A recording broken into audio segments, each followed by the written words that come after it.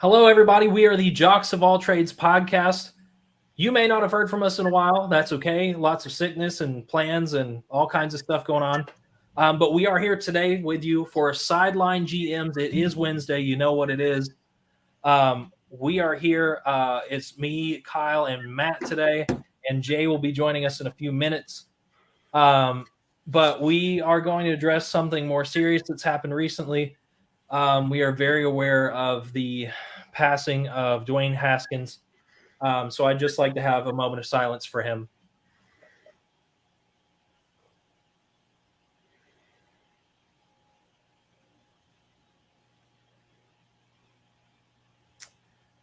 Okay. So for those of you that don't know, Dwayne Haskins was tragically struck by a dump truck when he was trying to get out of his car on the highway and passed and was not able to make it. My good friend Luke is a massive Ohio State fan. I don't think I know anyone who is a bigger Ohio State fan than him. He had a cold. He couldn't be with us, but he wrote out a statement that I am going to go ahead and read for us. For many, it was easy to associate Dwayne Haskins with certain numbers. There was 7, the number he wore on a visit to the Ohio State University at age 11, where he said he would go to college there and play quarterback. He would go on to wear that number under center for the Buckeyes and become 1 out of 7 NCAA quarterbacks to ever throw 50 touchdowns, an OSU record to this day.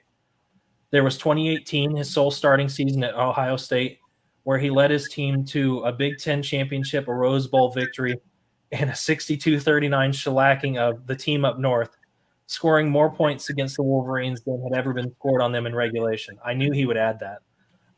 Then there was, I can't read that, 15, the position in the first round of the 2019 NFL draft where Dwayne was selected by the then Washington Redskins. Finally, then there was 3, Dwayne's jersey number for the Pittsburgh Steelers. Many expected him to compete closely with Mitchell Trubisky for the starting position had not tragedy struck. Although the numbers are impressive, who Dwayne was as a person should be what we remember most. He has been described as incredibly kind and having an infectious smile and a contagious zest for life. As a Buckeye fan, I am incredibly saddened by Dwayne's passing, and my heart goes out to his wife as well as the rest of his family and all of the Buckeye Nation. Rest in peace, Dwayne. Once a Buckeye, always a Buckeye. Luke Brottingham. I think that really well encapsulates a lot of feelings. Definitely much better than the media, which were just rather dark and not very respectful of him, and very saddening. That was very sad to read and see that they couldn't just express that a life was lost. So thank you all for being here with us during that time. I know there are probably people that are grieving still, and we want you to know that our heart is there with you as a full Jocks of All Trades team.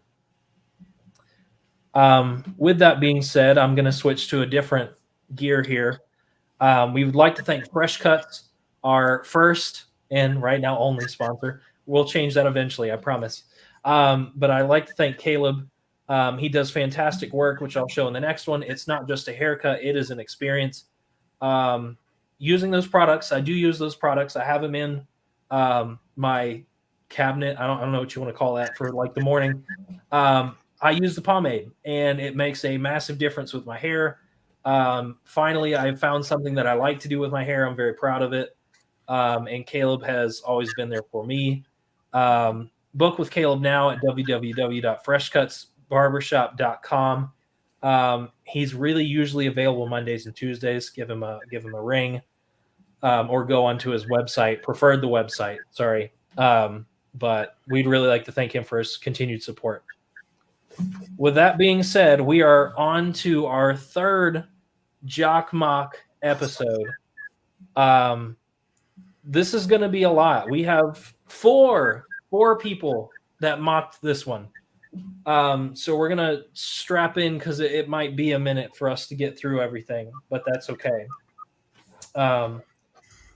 So Jay is not quite here with us yet, but we're going to go ahead and start it out with Kyle and I first anyways. Kyle, who'd you pick?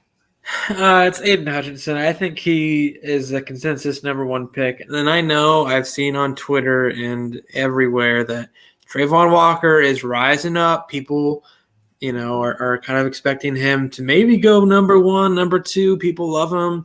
The Jaguars GM apparently has kind of likened him to an Aldon Smith type, who I believe he drafted with the 49ers a number of years ago, even though Aldon Smith kind of pooped out with drugs. However, if he didn't do that, Aldon Smith is going to be a very, very good defensive end.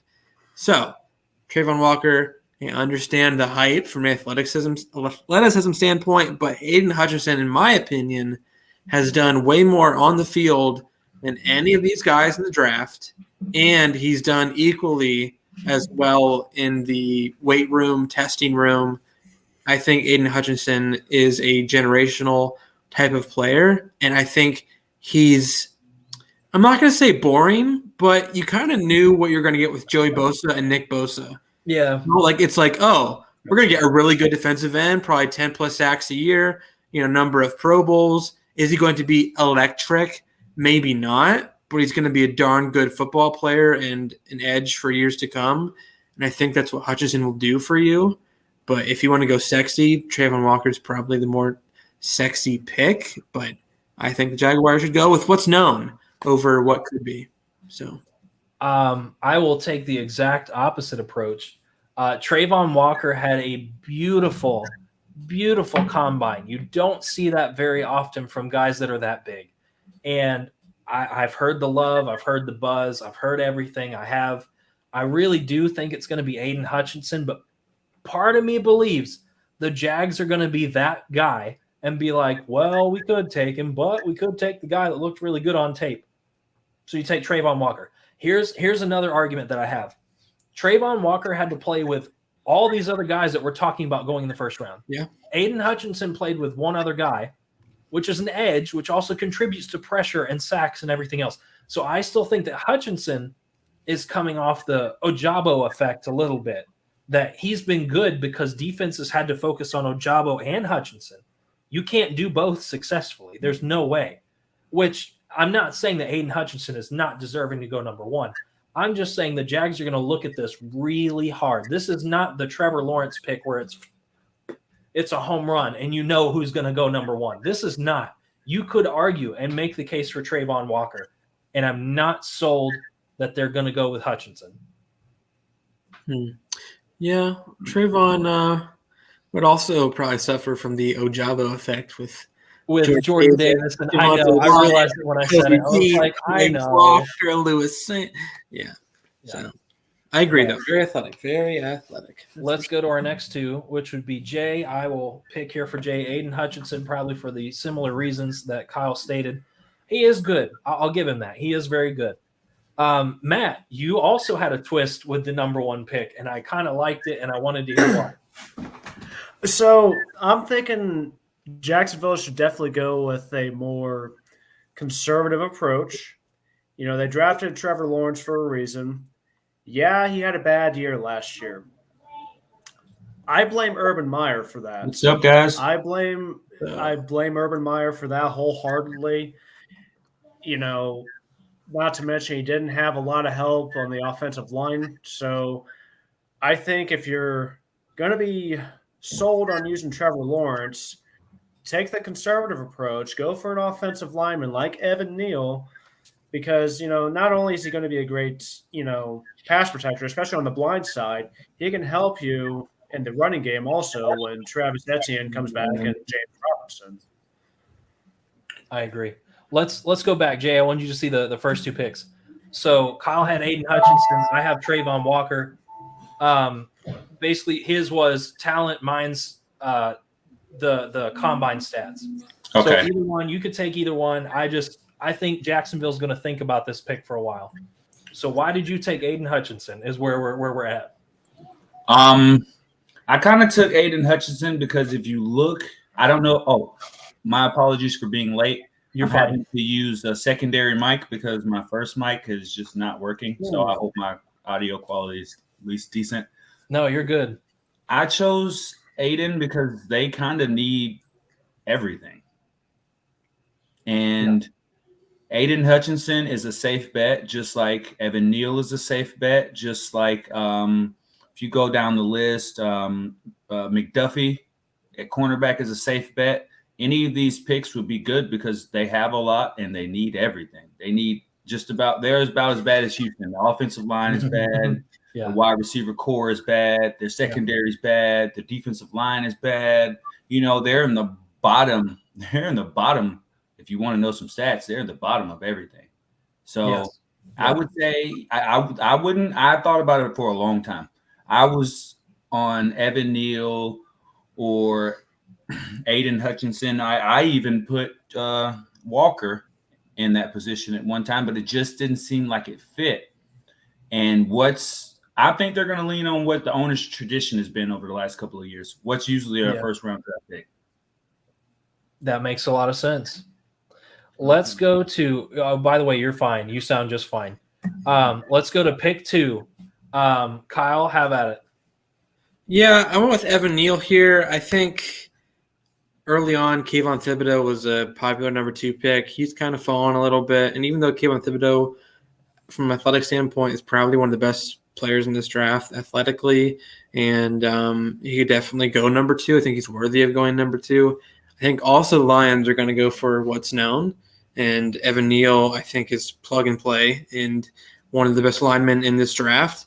I think Ike Ekwonu also could make a leap here, but from my standpoint, Evan Neal can do pretty much everything that you want him to do outside of center. And I think if you look at the Lions depth chart with Halapalo Vudi Vaitai at right guard, who's horrible, by the way, Taylor Decker, who's had a very, very off year, bad year, Jonah Jackson's okay, even Penei Sewell, who I like, who was a stud in last year's draft, we're not really sure where they want him to go. We think he's probably better at left tackle, but they've had him at right tackle, and he's kind of developing a little bit slower than what they wanted him to.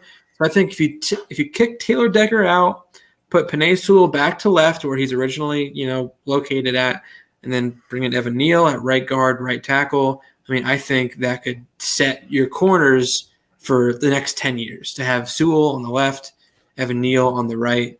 I think it's a dynamic duo that they could have, and I think he's a Dan Campbell kind of player. So yeah, and Neal is massive. Let's talk about that too. Devil's advocate for like 1 second. Go for it. What separates Evan Neal from Linderbaum? I would say Linderbaum is a little bit, well, not a little bit, compared to Evan Neal. He's a lot of bit undersized in Evan Neal. Linderbaum, I think, could effectively play guard and center, but he's a different type of breed than Evan Neal is. So Linderbaum's probably going to do a lot of sweeps, a lot of runs on the outside. He can make that turn. He can use his speed to his advantage, get out on the edge for his running back, for his quarterback, whoever. Evan Neal is just a brawler and a mauler, and also played guard and tackle in college. And I think Frank Ragnow for the Lions is a pretty good center. I would say probably top 7 in the league. So I think they're okay with that. But I love Linderbaum a lot. I think Linderbaum is severely underrated. I think he probably should go top 20. Yes. But a lot of teams don't really value the center position. I don't understand why. But it's an extension of the guard. Yeah. Guard positions don't usually go. You would have to be – but even they don't go in high commodity because they're not as essential as your blind side, as your pass protection. Yeah. It just depends on the scheme.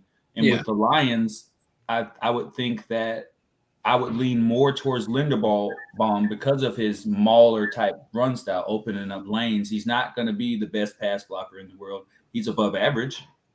And that's really, for a startup team, that's really what you need.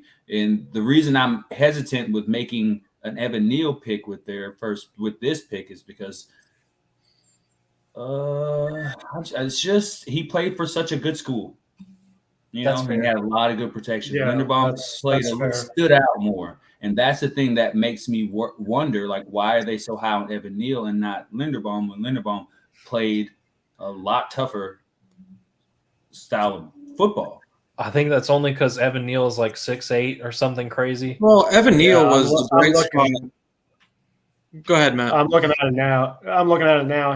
He's 6'7", 351.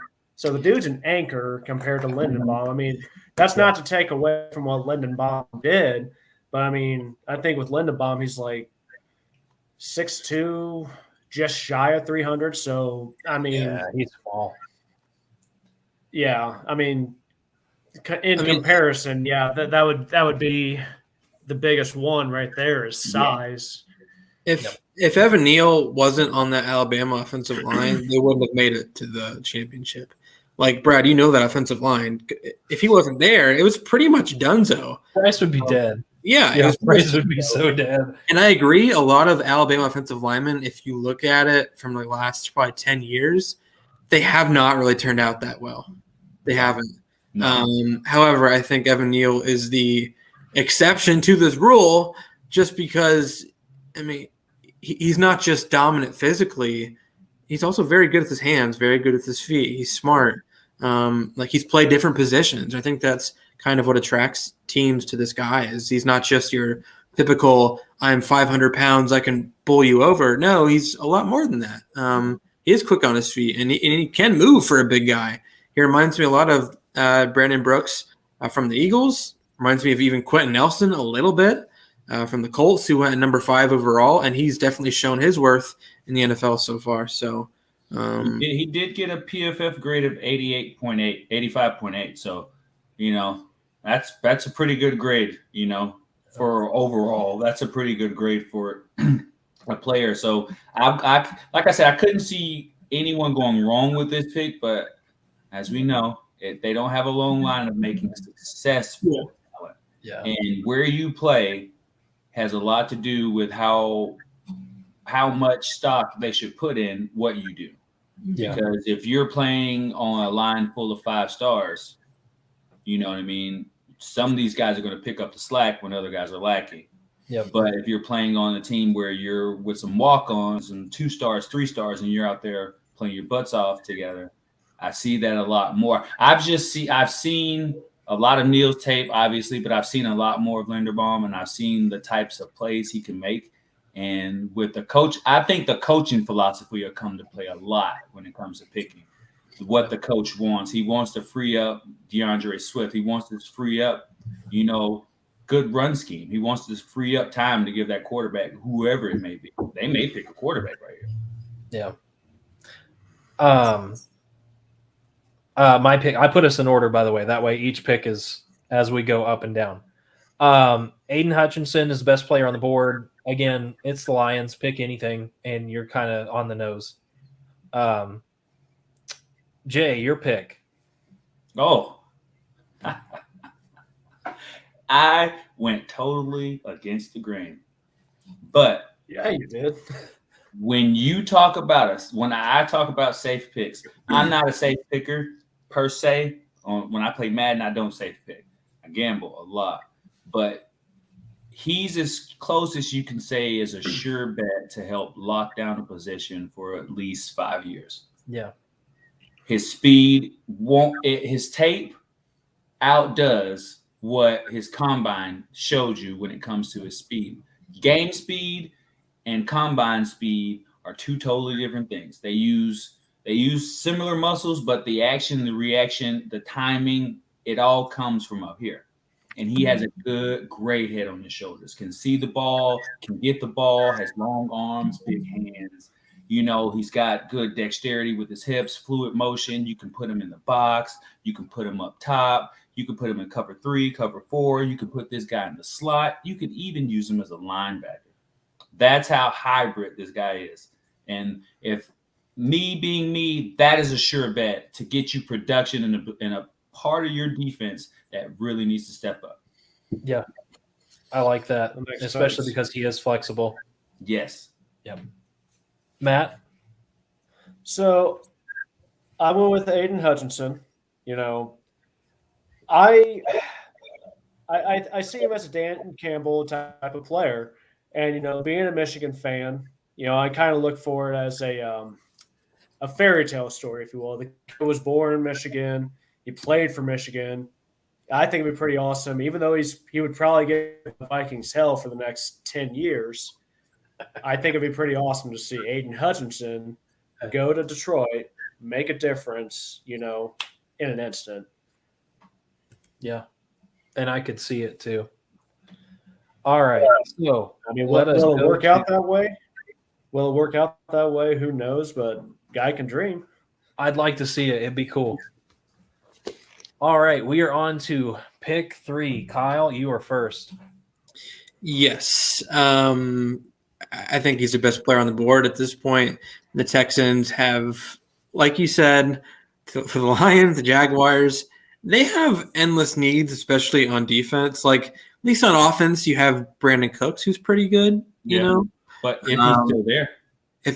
He got extended recently, so he did 2 years, like, I don't know, like 30-something million. At least you have Laramie Tunsil, at left tackle, who's not bad. But defense, outside of maybe Lonnie Johnson Jr., and they just signed Steven Nelson, which is okay. Their back seven's pretty horrible.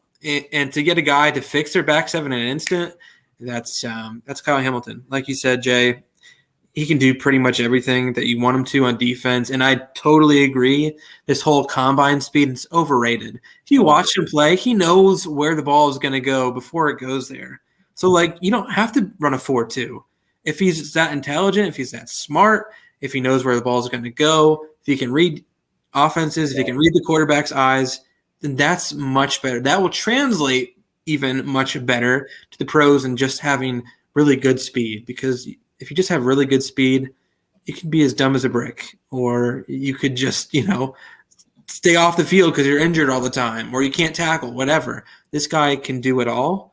Incredibly smart, incredibly talented, and they have a need in the back seven, a desperate need at safety and linebacker, and I think he could definitely improve that defense. So, I agree defense is important, but I think if you're going to invest in the way that it sounds and looks from the Texans organization, anybody can stop me from saying this, it sounds like Davis Mills is their guy. They did not actually pursue anybody. They did not try to do anything. Yes. I'm afraid that they're going to go after Davis Mills, which means they already know when you build with a young quarterback, the first thing you do is give him a weapon. Brandon Cooks, for now, he needs more, but he's still got Brandon Cooks. And secondly, you protect him. Defense be damned, kind of at this point. Like, you still need it, but you got to keep him upright. And I think Evan Neal just kind of fits in that area. Yeah, he did play for a big school. I understand some of the concerns coming from Alabama guys, but he's just built different than anybody we've ever had drafted from Alabama. When I found out we were recruiting him, he's massive. He's a big guy. That is not somebody you're just going to run through and just push over. That ain't going to happen. I don't know where he would go for Houston, but if you're going to stick with Davis Mills, if you're going to have him slinging to Brandon Cooks and Brandon Cooks only, Lord, they need something else. It needs to be a pass blocker, and I think Evan Neal just really, really does pass protection really well. Look at Bryce Young. Kyle was right. That whole O-line outside of Evan Neal could not keep him upright all season. All season. He was getting sacked left and right. But anytime Evan Neal was in the right spot, he had just enough time to make a big play, get out of the pocket, scramble, do what he needed to. A lot of it came from Evan Neal. And while I agree that he's going to be going to a different level of talent, he's going to be dealing with different guys, I still think he can kind of be a leader. And Houston desperately needs some kind of culture. You're right about that, but I'm going to be devil's advocate one more time. Go ahead. I'm done. All right, if those two are on the board, tell me you could pass up these stats right here. Let me give you career his last year for Kyle Hamilton. He only played 7 games. Last five games he had an ankle injury, but he played 439 snaps on defense. He had 10 pass rush snaps, 167 run defense snaps, 262 coverage snaps. Tackles, he only had 20, blah, blah, blah. But he played in the slot. He played in the box, on the line, corner, and he played deep. Now tell me, if you're sitting here looking at a potential bust and another safe pick, you take the safe pick. I get the safe pick, but and if it was any other team than Houston, even Jacksonville, I could probably split hairs on Jacksonville, but Houston, they need everything. I believe if both of those are on the board, they may lean more towards offensive line. Yeah. But It's kind of hard. It's kind of It's hard tough. to pass something like that. It's very tough. That leads us to your pick. Oh, I felt the same way you did. I just see another person at that position. He's played 4 years and I think he started 3 years. Let me check my stats before I start spewing out. But Ike Iguano, he plays hard, he mauls, he has a culture about him, he brings an aggressiveness to the table, something that Houston hasn't seen in a long time, somebody who will aggressively go out there. And the best part about it is he's also doesn't have to play offensive tackle. He also can play guard. So he doesn't have to immediately take someone's spot. If there's someone better than him, he can plug another hole, keep a guy on the field. You know what I mean? And you could build your team with someone who already has great instincts, had a good combine, had a great Senior Bowl. What else can you ask for in a dependable player? That is another thing I call a safe pick. That is a safe pick. That's a safe pick. I agree. I like it. That is incredibly safe. I just don't know that the first 3 teams have proven to me in the past that they're smart enough to take the safe pick. As a run blocker, he gets a 98.6 PFF grade. As a pass blocker, 79.6. So the upside, that there may seem to be a little drawback, but he is by far the best run zone blocking running back out there. And what scheme does Houston run? Vertical zone run. Yeah. No, So he is an immediate fit. Neal would not necessarily gel as quickly as someone who's played the system at the college level. That's another thing that put him above some of the other tackles on the board, some of the other players in general on the board. It's just other scouts may not be as high on his quality, but his tape shows it all. His tape shows a lot of great intangibles, man. I couldn't pass up on it. They have him down in the 20s, and I can't see it. There's not much drawback to that kind of physical, in your face, at you all the time, never letting up, never letting you down. He's strong, built, big, strong. I can't see how people could pass that up. I understand. I like it. You'll understand something in a second because I made this, so I know everything about who picked what. Matt, your pick for the Texans. So I can't believe we're bringing up how Davis Mills is, the quarterback of the future for the Houston Texans. I mean, it's a bold strategy, Cotton. Let's see if it pans out for him. Did you see how well he played with the rag team that he had? Not the outcome of the game. No. Not the outcome of the game. Yeah, I mean, his mechanics. The guy can be good if you give him the right tools.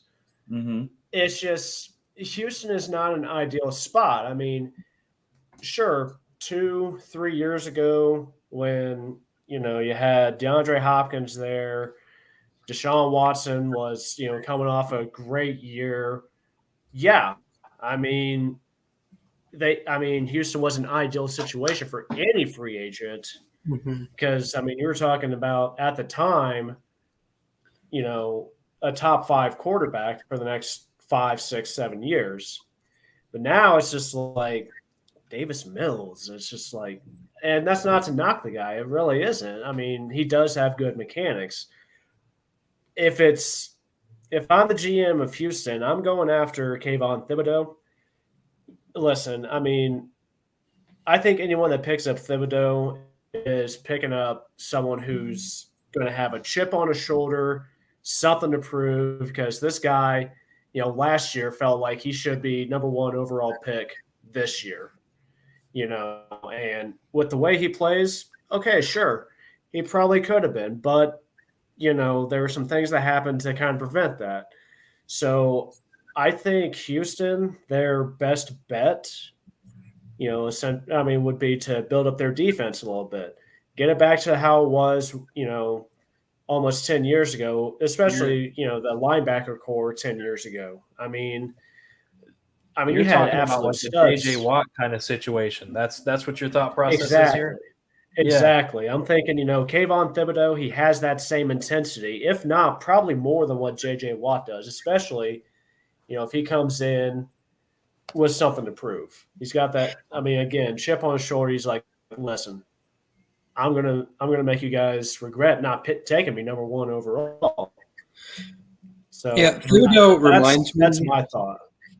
Thibodeau reminds me of Clowney a lot. Yes. Here's the thing with Jadeveon Clowney. Jadeveon Clowney was kind of like has some of the best tape, some of the best numbers, ever coming out. But then the question for him was like, did he really want it? And we're still trying to figure it out to this day. Like, he's an elite athlete, and he could probably be one of the best defensive ends of all time. I'm not even joking. Just the knock on him was like, does he go hard? Does he want it 24/7? The answer is probably no. Thibodeau, there's questions about kind of like the same thing for him. Does he really want it? Because the physical tools is all there. He dominates when he wants to.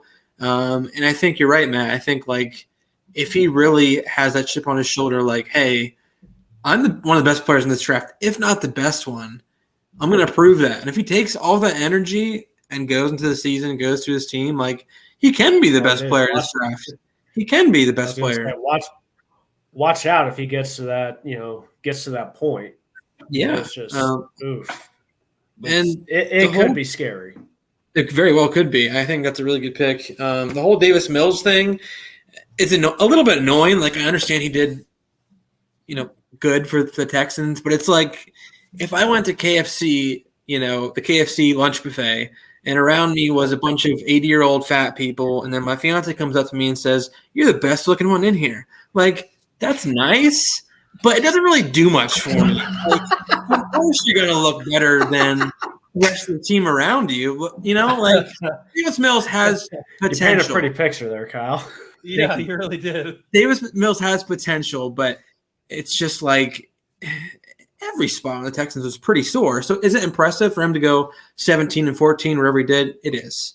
It is. But, like, I think if he stuck, even David Carr out there from 20 years ago when he got his neck broken or whatever, like, he would have looked feasible because the rest of the Texans are just that bad. So that's saying a lot. I think he's okay. Like, I'm not trying to, like, no. I think he's okay. So I'm going to play to your side a little bit because his PFF pass grade is 91.5. That is the 4th highest among qualified draft eligible players.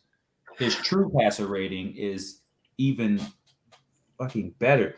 90. He's got a 22.8% pass rush win, which is 10th. Now, his tape is awesome. Power 5, but in the scale of Power 5 conferences, he was in the worst. Yeah. But he excelled at it. 9 sacks is a lot. Tackles is good. His run against run defense, he's not as good. But that's something that he could work on. That guy has the intangibles. He's 6'4", 256 pounds, and runs a 4.58. That's impressive. I would bring him into the Atlanta Falcons and tell him just do what you want. But that is the question though. Is Houston going to come in and just give him the keys and say do whatever you want? Yeah.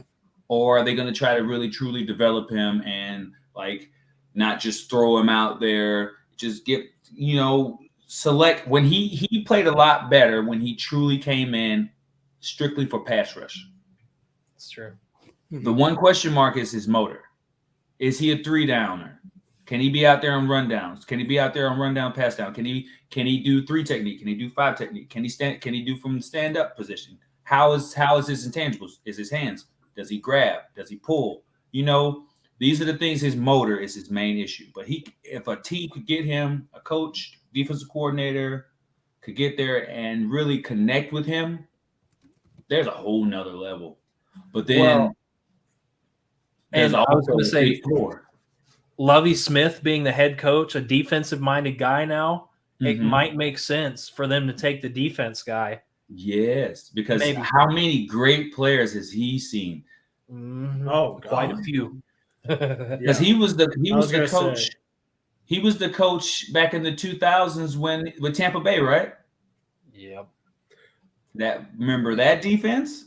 Yeah. That was gross. I was going to say when he was coach for the Bears, I mean, and God rest my Vikings during that time, but yeah, I mean, you had Lance Briggs, you had Brian Urlacher. I mean, pretty sure he up the coached middle. Peppers too at one point. Yeah, I forgot about that. That's a good point. Now, but I think they could. I just don't want them. I just don't want Thibodeau to get squandered going somewhere where they're just going to just tell him to play how he wants to play and not truly develop a new level to his game, because he needs to develop something more than what he has. Because at the next level, he could either be. I could see him being a Von Miller style, and I could also see him being Vic Beasley. Yeah, he has. You know what I mean? He's on the cusp of being either super great with a high floor or cap off. He's got a very low floor and he ends up on somebody's practice squad 3 years from now. You know, he's just got to. They got to groom. Someone's got to groom him. He can't just go out there and just do anything. Somebody's got to take the time and actually groom him up. I would love it for him to go to a team that's already packed, but I know it's not going to happen. You're gonna love this mock draft then. Let's get a little. Oh, look at you guys! You guys are gonna like this. Kyle, you're welcome to explain our pick because I'm pretty sure our thinking was pretty similar here. Yeah, I mean, Jay kind of said most of it, and I totally agree with him. I would say his run blocking is better than his pass blocking, but he has the potential to be a very good pass blocker. Athletically, he's on par with some of the best tackles in the league. I've always likened him to Jason Peters. Very similar height, weight, speed, strength, all of that stuff. And what makes him a little bit different than most of the top tackles that come out in like every year's draft is a lot of them get there because they're just so much bigger, faster, stronger than everyone else. And I guess you could make fun of my Evan Neal pick because he's sort of like that. However, Ike Ekwonu actually loves the game, and he gets better every year. He loves hitting people. He loves throwing them to the ground. He loves locking up with them and like smashing them. Mauler. He loves doing that. And I think that's going to translate. Like, tackle is not always the most fun position. Like, if I went on a football field, I wouldn't play tackle because I like getting the ball in my hands. But when you have linemen that love the game and also get better every year and want to progress, want to like work out all their weak spots in their game, I mean, that kind of speaks volume to those top tackles in the draft. I think it's the kind of guy who, for the Jets, very opposite of Mekhi Becton. Because Mekhi Becton was one of those human beings that got away with just being bigger and stronger than everybody else. Yes. And then there are questions that he doesn't really want it, that he's kind of like on the outs with the Jets organization. So let's get someone opposite of Mekhi Becton because they're guards right now. Vera Tucker, Laken Tomlinson, who they signed. I like both of those pieces. But if you can nail down a left tackle for the future, there you go. So, hey, how about starting him at right tackle and letting him progress? Yeah. That's a big responsibility on the left. Yeah, if you can do that, I'm all for it. Yes, that would be a great pick, man. And to think about it, he started out as a 3-star prospect. Yeah. And it's just his hands. He's got to work on that technique. But that's what pushes Evan Neal up and him down. Yep. Is the fact that his hand placement's not always in the right spot. And that could cause flags, buddy. That can cause mismatches. You know, the way you set up your hands has to be repetition. It just has to be repetition. So just keep doing it. And he just breaks down after a while. But I see a lot of potential. You were talking about Ekwonu, and I was like, oh, just wait till we get to the next pick. Everybody's against me, it looks like. Everybody's against me. Yeah. I turned into the Jets GM, and I fell right into the same pattern that every Jets GM has done. Seemed like New York just loves cornerbacks. whether it be the Jets or the Giants. And I think that this is a controversial pick in my mind because most people don't have. I don't hate it. I don't hate it either. I don't hate it. I like it. It's a strong pick for a team that needs someone with a little bit of flair. Yes. A little bit of, intensity, charisma, someone that'll make people think of the Mean Green Machine again, because their defense is not that bad. It's missing pieces that will make it better. Yeah. Could we go with offensive linemen here? Yes. Did they do enough in the free agency to address that? No. But with multiple high draft picks, who cares? Yeah. That's a good point. Multiple high draft picks, and you're picking off the top of one of the best cornerback draft classes I've seen in probably 10 years.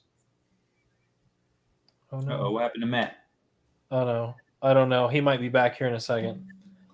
But it's a strong push for me. I like Derek Stingley. He may not have played his best after coming back from the, but I think he has an opportunity to kind of, like the Thibodeau thing, prove haters wrong, because he feels also like he should be the number 1 overall pick.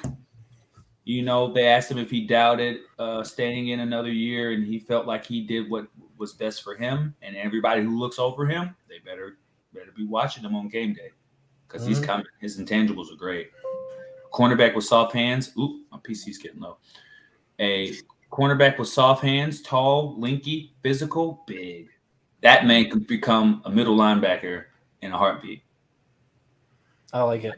I like it. I like him more as a free safety, or slot. His man-to-man last year wasn't the best. He's kind of a ball hawk too, so it doesn't really play that well. He's not going to create an island for you, and that may be what sends some people off.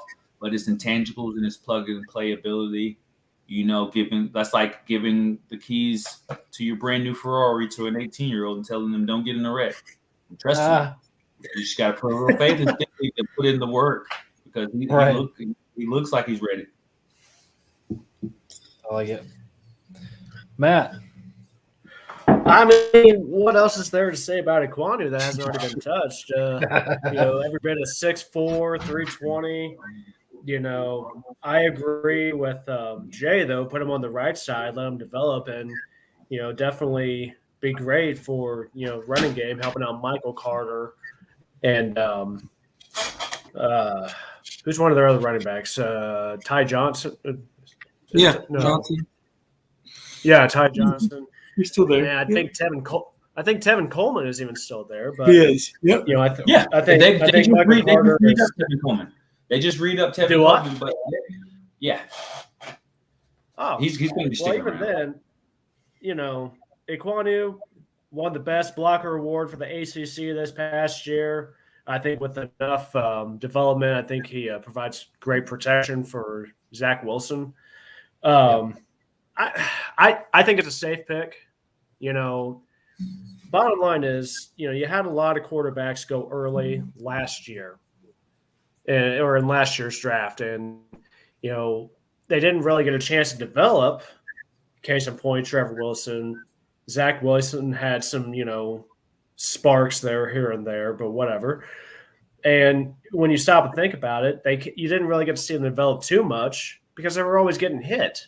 So, and I think it's a better idea for the Jets to take an offensive tackle like Ekwonu and, just build up that O-line as much as you can. I mean, like Jay said, they didn't do enough for the offensive lineman in the during free agency. So why not take your first pick, draft an offensive tackle, develop him, and, try to have him be your main guy on the offensive line for the next 10 to 15 years.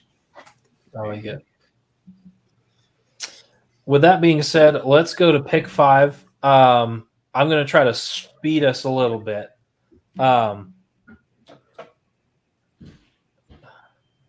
What? I don't know who James is, but what an interesting comment. Thanks, James. Interesting. Kyle, go ahead. Okay, so here we go. The Giants in my mock draft. It's very hilarious because Evan Neal and Ike Ikwonu both went, and the Giants want either of them. Well, sorry, Giants, you suck. You don't get either of them. So the next best thing for them is to get a corner. James Bradbury is probably going to be traded. They don't want him anymore. Adoree Jackson's pretty underwhelming at this point. Their pass rush was kind of trash last year. I feel like run stuffing they were excellent in because you have Leonard Williams, Dexter Lawrence, those guys. But to improve the pass rush, you probably need a corner that can lock down his side of the field. That's Ahmad Gardner. I think Ahmad Gardner, along with Derek Stingley, are, like Jay said, two of the best corners like I've seen. I mean, not allowing a single touchdown, that's insane. I would love for the Eagles to jump up and get a guy like him, but it's probably not going to happen. So I think Ahmad Gardner's a lockdown kind of guy. I think he reminds me of Ramsey a little bit. So I'm not going to equate him to Jalen Ramsey because he's one of the best corners in the game. But in terms of the length, the speed, the ability to press at the line of scrimmage as well, he's going to be a good pick for them. Yep. Kyle Hamilton, we talked about a freak athlete. Secondary, we've talked about secondary with the Giants, about New York in general. They love their secondary. Look, Kyle Hamilton can play a ridiculous amount of things because they're weak at linebacker, they're weak at corner, and they're weak at safety. He can play all three. He can kind of cover three of your needs while you wait to develop and let him kind of do what he does best, which is just take over a defense. Hamilton just happened to be there on the board. And again, this is a safe pick and a fantastic pick for the Giants that have really missed on that kind of splash for a couple years now in the draft. But, sorry, I'm going to shut up after this. Do you think they're not going to do it because everybody thinks they're going to do that? Because everybody has predicted in almost every mock draft that they're going to do the exact same thing they've done the last 3 years and draft a cornerback. So you actually think they're going to do that? Probably not. I'd like them to. I like them to too. But I think they'll get – if Evan Neal's on the board, I think they'll pick Evan Neal over him because there – isn't Mitch Trubisky in New York now? No, he's in Pittsburgh. They did sign somebody. No, Trubisky's in Pittsburgh. Is it? Yeah. Okay. Yes. Oh, yes. And I just saw about Dwayne Haskins. That's crazy thing to hear. And I had him on my Madden team. He's always thought he was a great quarterback. And I really thought he was going to do something special this year. But with that being said, if they're going to run with Daniel Jones, they need offensive linemen because their offensive line is trash. Yes, they do. And I actually took a long time, and I was actually on Matt's side for about 15, 20 seconds. I was on Matt's side for had some good intangibles. He played very well against Alabama and Clemson. I'm thinking. Another top.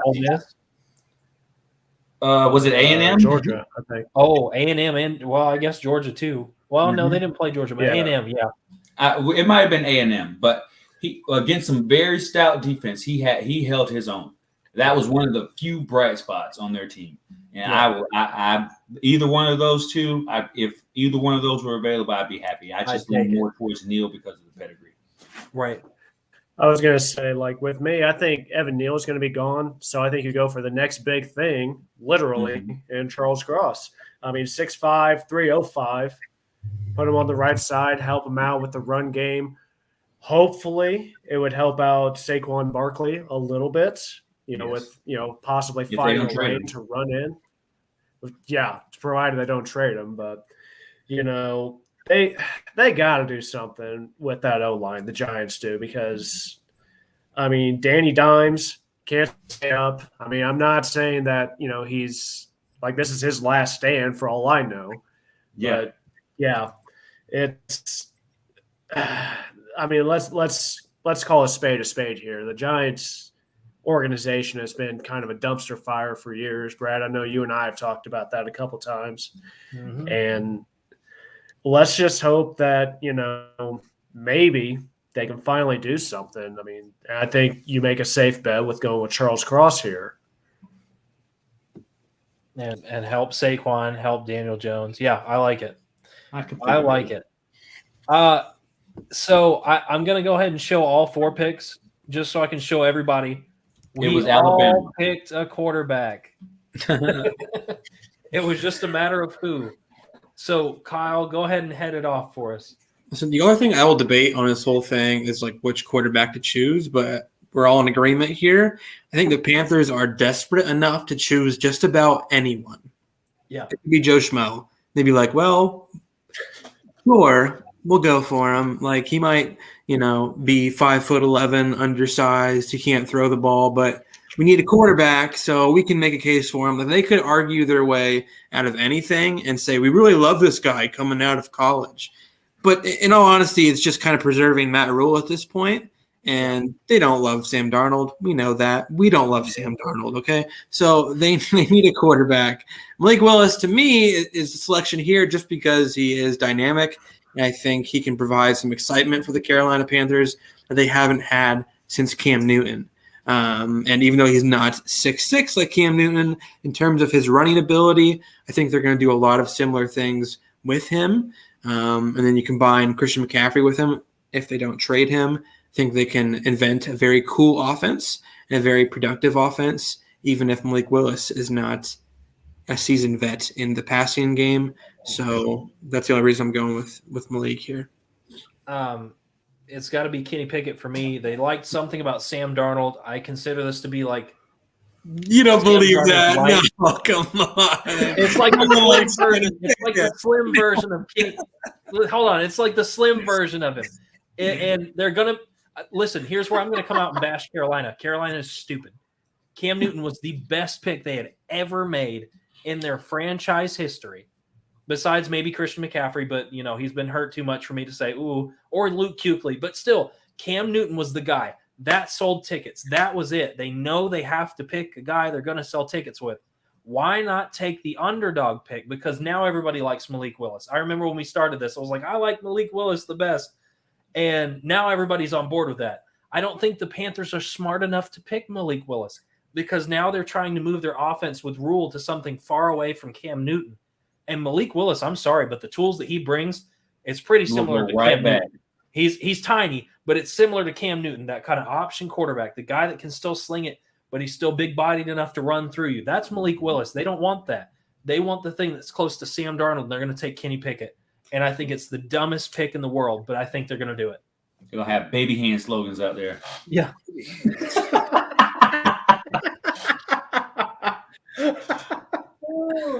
I had it the same way, but I feel the same way you feel, Brad. I don't think they want to go back to.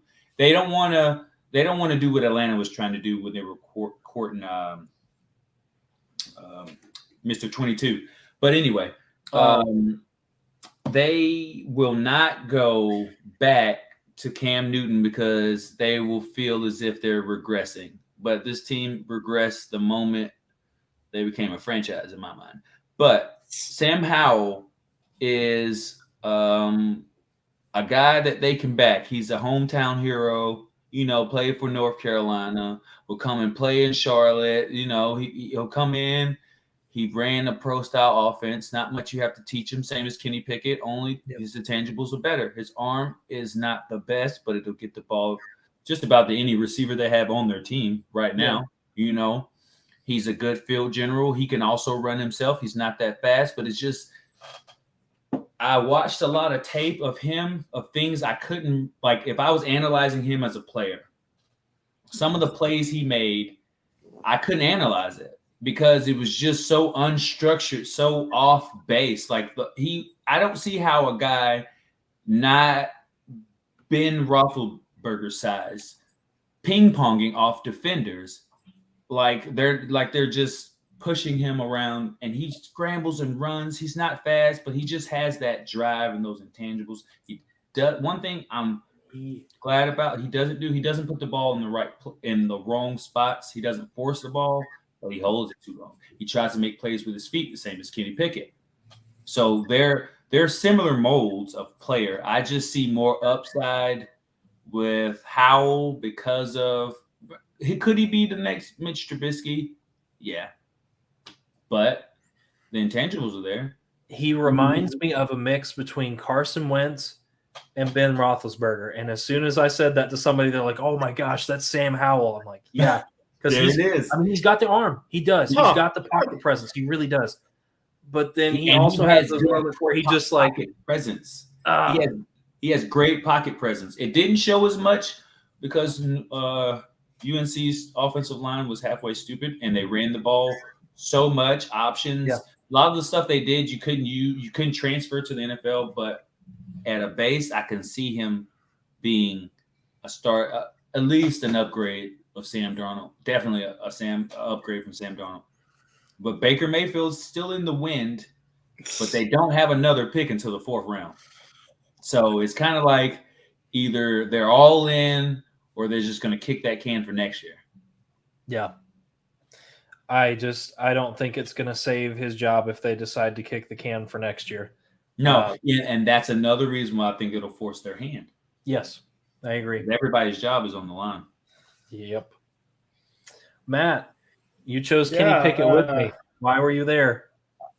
I was there because, I mean, arguably, I mean, a lot of it is the same reason that you did. I mean, it's, I don't want to say stupid pick, but I will say it's back to their safe pick.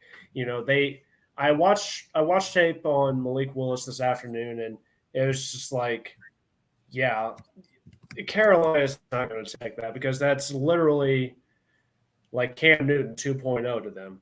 So are they going to go that route? No, they're not going to go that route. They're going to go safe with Kenny Pickett. And, you know, he has some upside, not a lot. His mobility is a little shaky at times. It could improve. It could. I am not as hopeful. But thankfully, if Carolina does take Kenny Pickett, provided they don't trade off CMC, you know, you have him coming out of the backfield. You have decent receivers.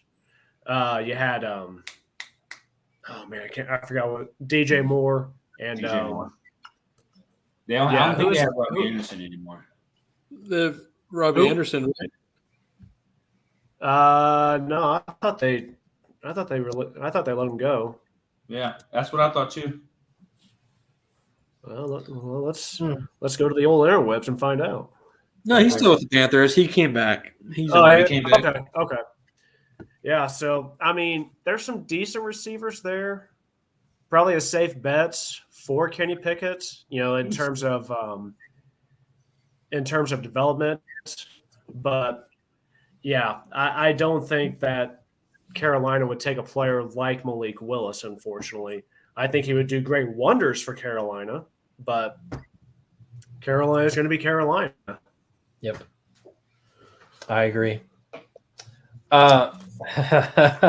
Kyle, man, we have some agreements here on occasion. If you don't mind, I'll take this one because it's already been talked about. Yep. Listen, if you want Saquon and Daniel Jones to come to that full potential that you want them to have, you got to give them an O-line. Saquon has not had an O-line the entire time he's been with New York. Look how that's gone for him. Daniel Jones was supposed to be decent. I didn't think he'd be horrible. I didn't think he'd be like Mitch Trubisky. But you know what I mean? Like, he was supposed to be great. But when he doesn't have time to pass, when he doesn't have anyone to pass to, you can't do anything. So I thought bringing in a strong tackle, and they're right. Charles Cross has played against some really, really good opponents in big schools. We're not talking like, oh, he played against somebody in the MAC and beat the crap out of him. No, we're talking about somebody that played in the big leagues and stopped people. I think he would be a massive upgrade immediately. Even if Saquon isn't the answer, he gets traded, whatever happens, doesn't matter. They've got their big guy for the future. Yeah, I think that improves two positions on their offensive line. Put Cross at left tackle, move Andrew Thomas to right. Right. Charles Cross isn't as big as Evan Neal or as athletic as Eka Mikwanu. However, he has played a lot of games and at a very high level and against really good competition and was one of the best recruits coming out of high school. Like, he has not dropped off at all. He has not been a disappointment. He's played well at every single step. So I feel like it's a safe thing to say that he's going to translate to the NFL and be a really good left tackle. Like, he might not be all-pro, Pro Bowler every year, but I think he's going to be a really good, consistent piece on our offensive line for the next 10 years. And he's only 21 years old, so he has time. So I like it. All right, moving on, Jay. Well, I just see this as a start of something different. They know that Daniel Jones isn't the quarterback of the future. They know Saquon Barkley may be a bust. So let's for a second think of this team put itself together in reverse. They know the quarterback draft class isn't that good. They have multiple picks to address multiple needs. Why not? If Kayvon Thibodeau is on the board right now at number 7, why not take him? Why not take a risk on something that could potentially turn your franchise around if you put in the time to make it? Because, like I say, Saquon and or Daniel Jones may not even be there. They're not part of the future. So while teams have done it before, the Texans kicked the can and just brought in bodies for 3 years until they could really do something. And why not the Giants take the same approach? Because they're going to have a lot of money in 2023. They're up there with Atlanta, so why not just ride this wave and just shore up a part of the team that you can build on in the future, and that would be the defense. I like it. Matt. So I'm going to be the guy that takes Kyle Hamilton last in our mock draft. But no, I mean, you guys have talked about Kyle Hamilton, absolute stud. I mean, you're talking the potential of being a generational talent at safety, or just in defense in general. I mean, at this point, you can literally go up to the guy, "What position you play?" He say, "Yes." I mean, dude is just – the talent is just crazy with this dude. And I think he would make an impact early on, especially in the NFC East, because we know the quarterback style of play in the NFC East, less than stellar more often than not, very consistent. So you put him in the safety position where he's ball hawking all the time, he could pick off a lot of passes instantly, and it's just, yeah. I would argue that he is the most NFL-ready defensive back in this draft. Like, the talent this kid possesses is just unreal. Yes, like it's insane how talented he is. I agree. Yeah, I agree with that. I think he's going to pick off a lot of those NFC East quarterbacks if he ends up there. Dak Prescott, really good quarterback, but he does turn the ball over a little bit. Carson Wentz, we know he turns the ball over any chance he gets.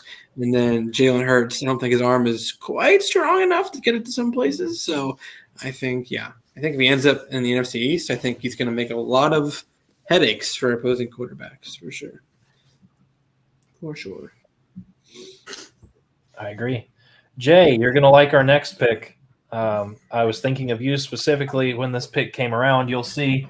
Kyle, you had the different choice from all of us. I'll show you the rest of the picks here. It made me laugh. We all picked an Ohio State receiver except for Kyle. Sorry, Jay. So Kyle, go ahead. Deeply sorry. I definitely know the Falcons need a receiver and they should get one.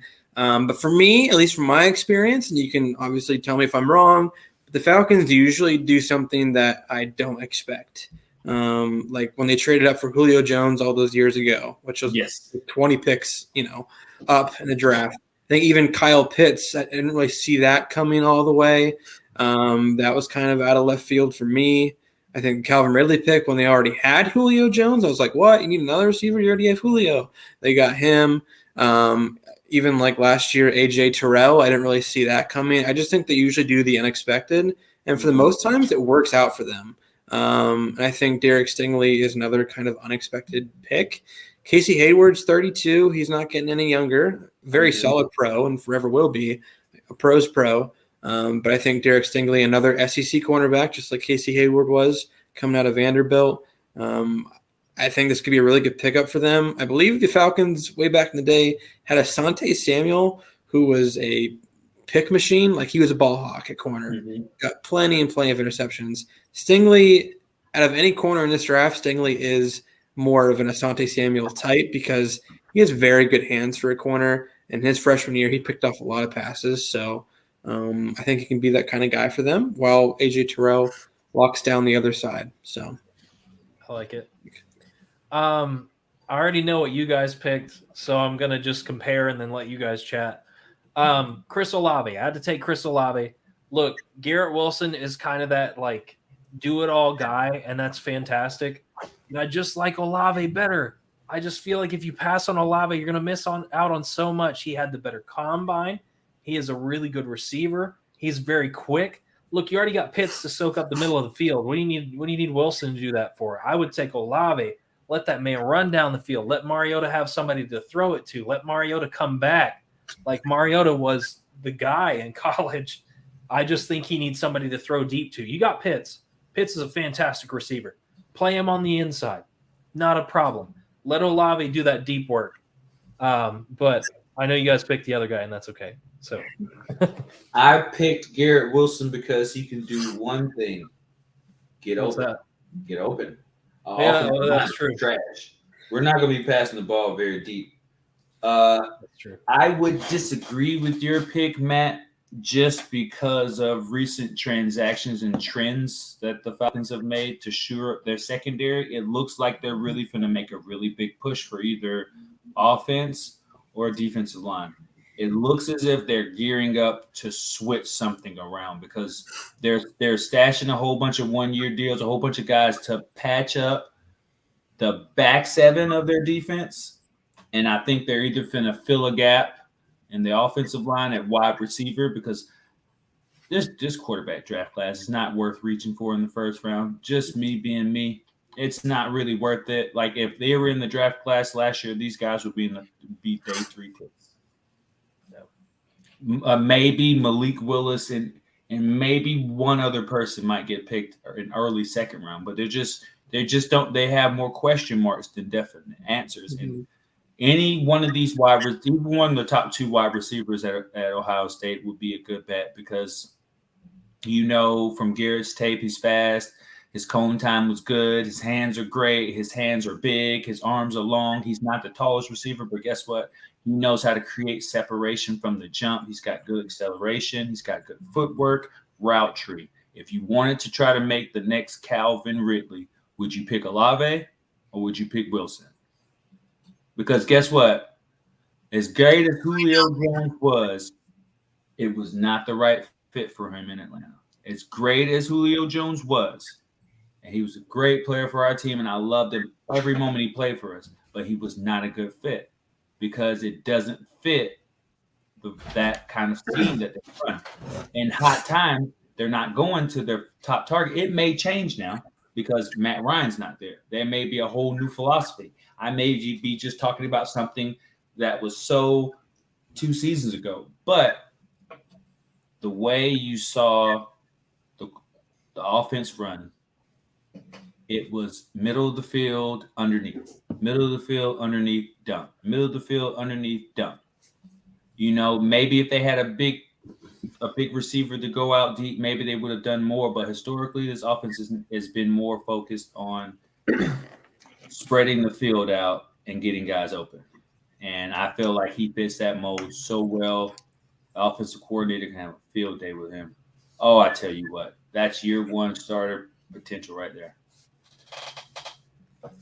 Yeah, I agree with that wholeheartedly. I mean, Garrett Wilson, I think I touched on it when we did the one show where you had multiple people picking. His 40 time was a 4.38. I think this is your best bet, honestly, if you're Atlanta, just because you put him in slot position, he's going to get open, he's going to catch, he's going to do something with it. You put him on the end, have him run a fade route, straight route, whatever, or a streak. He's going to get open, he's going to catch the ball, he's going to take it downfield, he's going to get in the end zone. You lost Calvin Ridley. This is, in my opinion, your best option to replace him. And teaming up with Pitts, I think it bodes well for Atlanta, and I think it'll be a good thing for Mariota as well to have someone who can go deep, run across the middle. Why not get a second option with Garrett Wilson? So that's my opinion on it. Garrett Wilson I think he's going to be the first wide receiver off the board in this year's draft. Just because there's so much upside to him, and he is that speedster. If he's not, they're crazy. All right, let's go ahead and go on to the Seattle Seahawks. All right, let me pull back over here. Sorry. Okay. All right, Kyle, your pick. Yeah, Kayvon Thibodeau is the best player on the board in my draft still. I think he could easily be top 5. Probably should go top 5 in terms of his athleticism, his talent, where he's at. The Seahawks haven't had a good edge defender in I couldn't tell you when, since maybe Darryl Tapp. I don't even know. It's been a while since they've had a dominant one. Was Lofa Tatupu? No, he was a linebacker. See, I can't even tell you. What? Yeah, it's been that long ago. Yeah, it's been a while, and I think Thibodeau could provide just a jolt of energy for that entire Seahawks defense from a pass rush standpoint. I mean, because their secondary is still pretty bad. Jamal Adams, who I like to call Blitz Boy, is not a good cover safety at all. He's going to be in the box a lot. So, if you're going to put your kind of bum corners on the outside alone on an island, because, again, Jamal Adams will probably play in the box. That means there's only going to be one safety at the deep half of the field. You're going to need to have really good pass rush, and I think that's where they're going to go. I think that's where they should go, and Thibodeau is the best on the board. So, go on that. I respectfully disagree. I agree with what you said, but I just disagree on where I think they should go. Well, I respectfully disagree that you disagree. So, okay. I don't think you trade to get into the first part of the draft and trade for Drew Lock. It's the Jared Goff situation. You got Jared Goff. You have to do something with him because you're stuck with him for a while. That's what Drew Lock is for the Seahawks. Nobody, and I mean nobody, loves Drew Lock. If you do, you're either smoking something or you're a Missouri fan or both. His poor girlfriend, how dare you make fun of her? I'm sure she loves him. Oh my God. Yeah, Even okay. she doesn't love him. She just likes him a lot. Yeah. But the Seahawks said that they liked him, and I know they traded Russell Wilson. They said they liked him too. Right, but you're supposed to say that about your quarterbacks. You can't be the Commanders and trade for Wentz and say, he sucks, but we had to do something.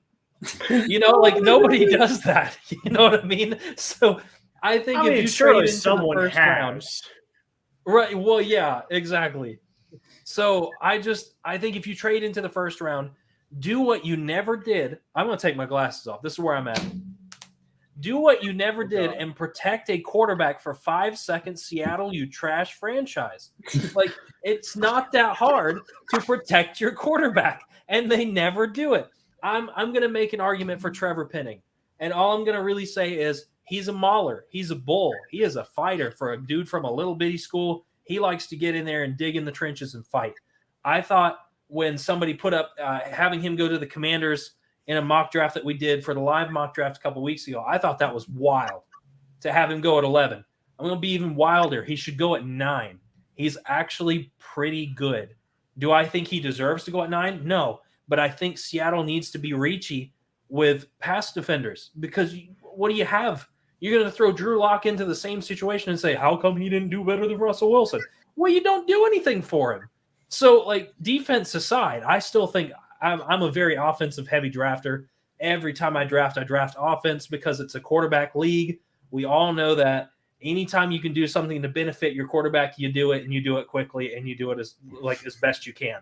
So I think Kayvon would be fantastic there. But I think Kayvon is going to fall a little bit more than everyone expects because he has that, will he, won't he kind of thing. So take Penning. Take a guy, do what you never did for Russ. Do why Russ wanted out was you would never protect him. So, yeah, long argument. Sorry. Oh, I forgot about this. I like these. I thought Sauce would be the best pick to try to reestablish the Legion of Doom. Yes. Reestablish that defense. I feel like they're going to kick the can a little bit on offense and work backwards, because if you look at their coach, what is he known for? He's a defensive guy. Yeah. And Sauce Gardner, outside of Trent McDuffie, is the best cornerback on the board. And if he's the best cornerback on the board, and me not take him, how crazy am I? The potential is just there, just to excel, to come in year one, get up under Pete Carroll, learn what you can learn, allow some of the veterans to groom you up. But I honestly believe he's going to be kind of similar to Diggs, Trayvon Diggs. I see a lot of Trayvon Diggs' intensity, but he's smarter. He attacks methodically. He attacks you after getting to know the person he's facing. That's the kind of potential you have in Sauce Gardner, because how can you go your whole collegiate career without allowing one interception? That means you can adapt. A cornerback who can adapt on the fly, sign me up. Dangerous. Sign me up. If he was there, I thought so long and hard about giving that pick to Atlanta. But with the moves that they're making, even as mediocre as they may seem, it's a Houston Texans play. You're plugging in guys, hoping that they could keep your boat from sinking all the way down, Yep. And but it was hard to pass on Sauce. Yeah. I liked that pick. I really did. It reminds me of that like Richard Sherman-esque type of guy that's got that big ego but can back it up. Yeah, or if you want to go back a little bit further, what was the cornerback for the Jets back in the day? Darrelle Revis. Darrelle Revis. I see a taller, smarter Darrelle Revis. He's an island boy. I tell you that right now. I'm an island boy. I knew it was coming.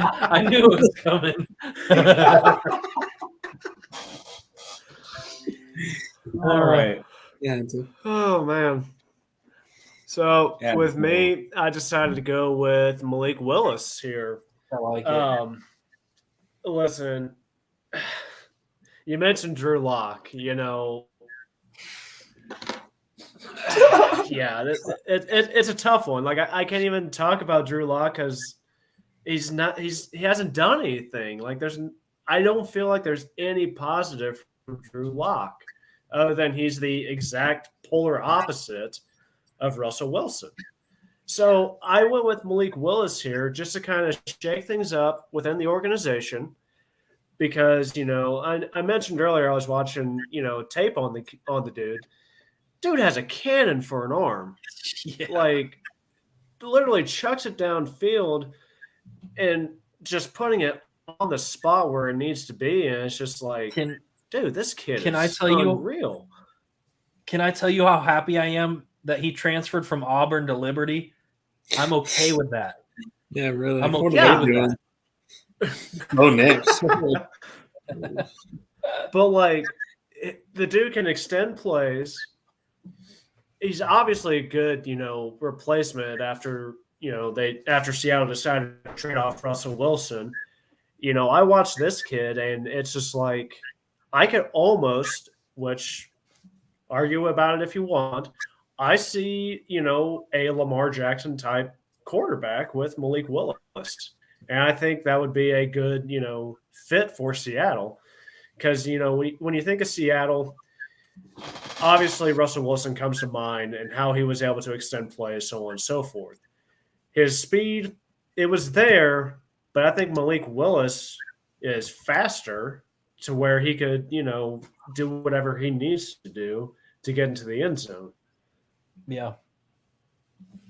I like it. He I really do. He has like a second gear that just kicks, and it's just like, kid is fast. Like, good Lord.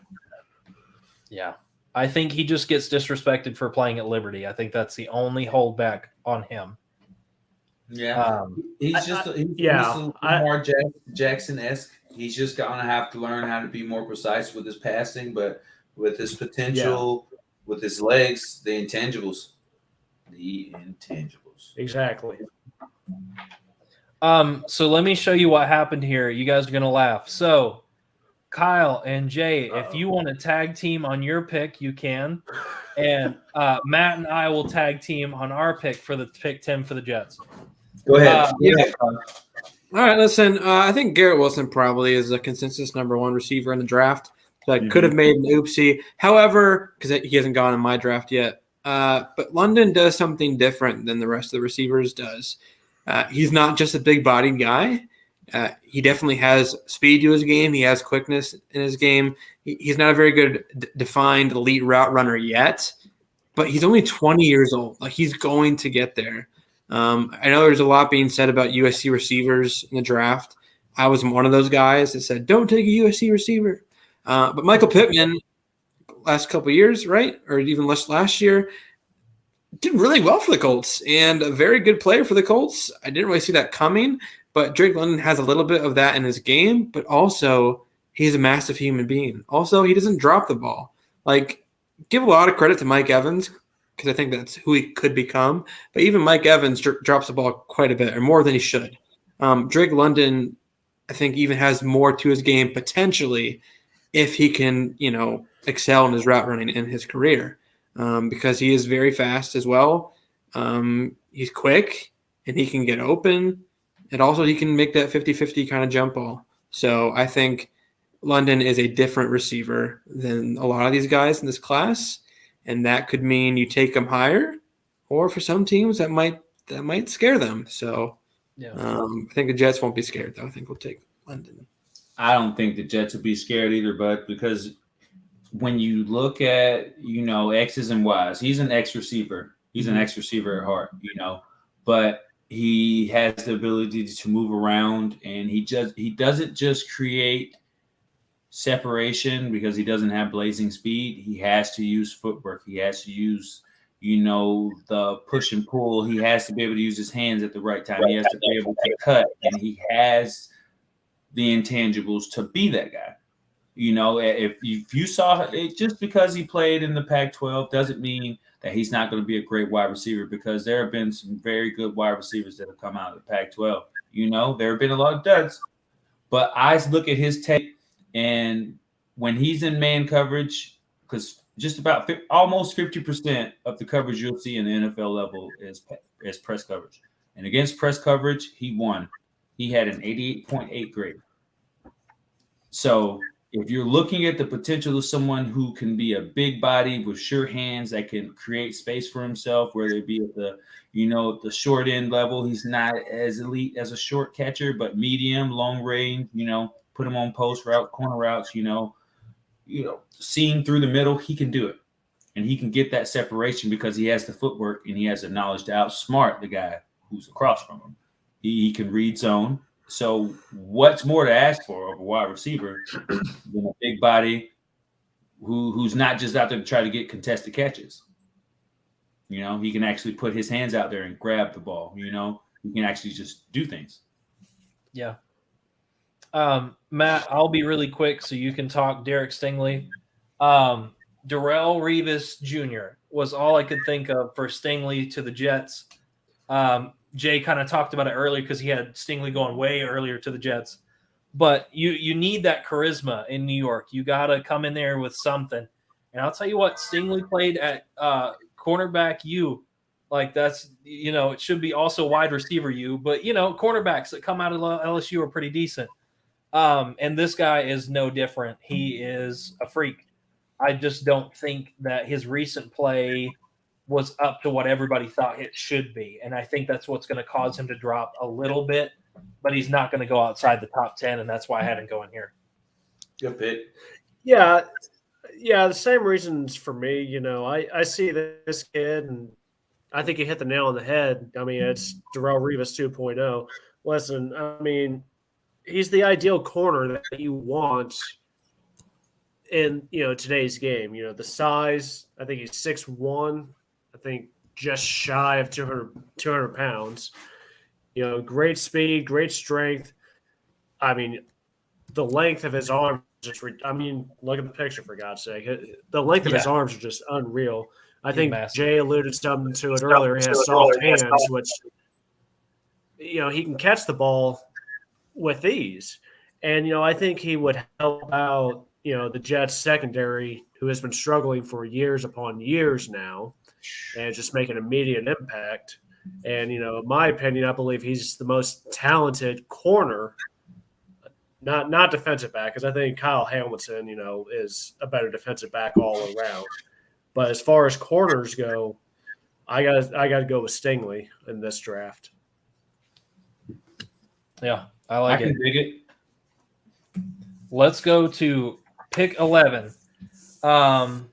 Let's see. Kyle, you are up first. Yeah, the Commanders, gosh, I still hate that name. All those tackles went. In my draft, they went. Thibodeau went. Defensive ends are kind of gone. I think receiver could be a smart move here for sure. But they also do have McLaurin, Curtis Samuel, and Diami Brown. So, they could draft a receiver, and one of those guys are going to be sent to the bench, sure. But I think a receiver, they're okay. I think at corner, they could definitely use an upgrade. William Jackson III, he's fine. Kendall Fuller, probably better than average. He's okay. At safety, they're pretty horrible as well. I just think Trent McDuffie, from what I know about Washington corners, they might not be always elite. We look at Kevin King, we look at Sidney Jones, guys like that. But then you have guys like Budda Baker for the Cardinals, guys like that, Trufant as well. They can produce and play pretty well in the NFL. And I think the football team, gosh, the Commanders can't get it right. They need a corner desperately, and we know about their pass rush. We know about their front seven. It's building. It's really good. They have a lot of speed, a lot of strength, a lot of size. We know all that, but it's really time to improve their secondary. And I don't think they've invested heavily into that in some time.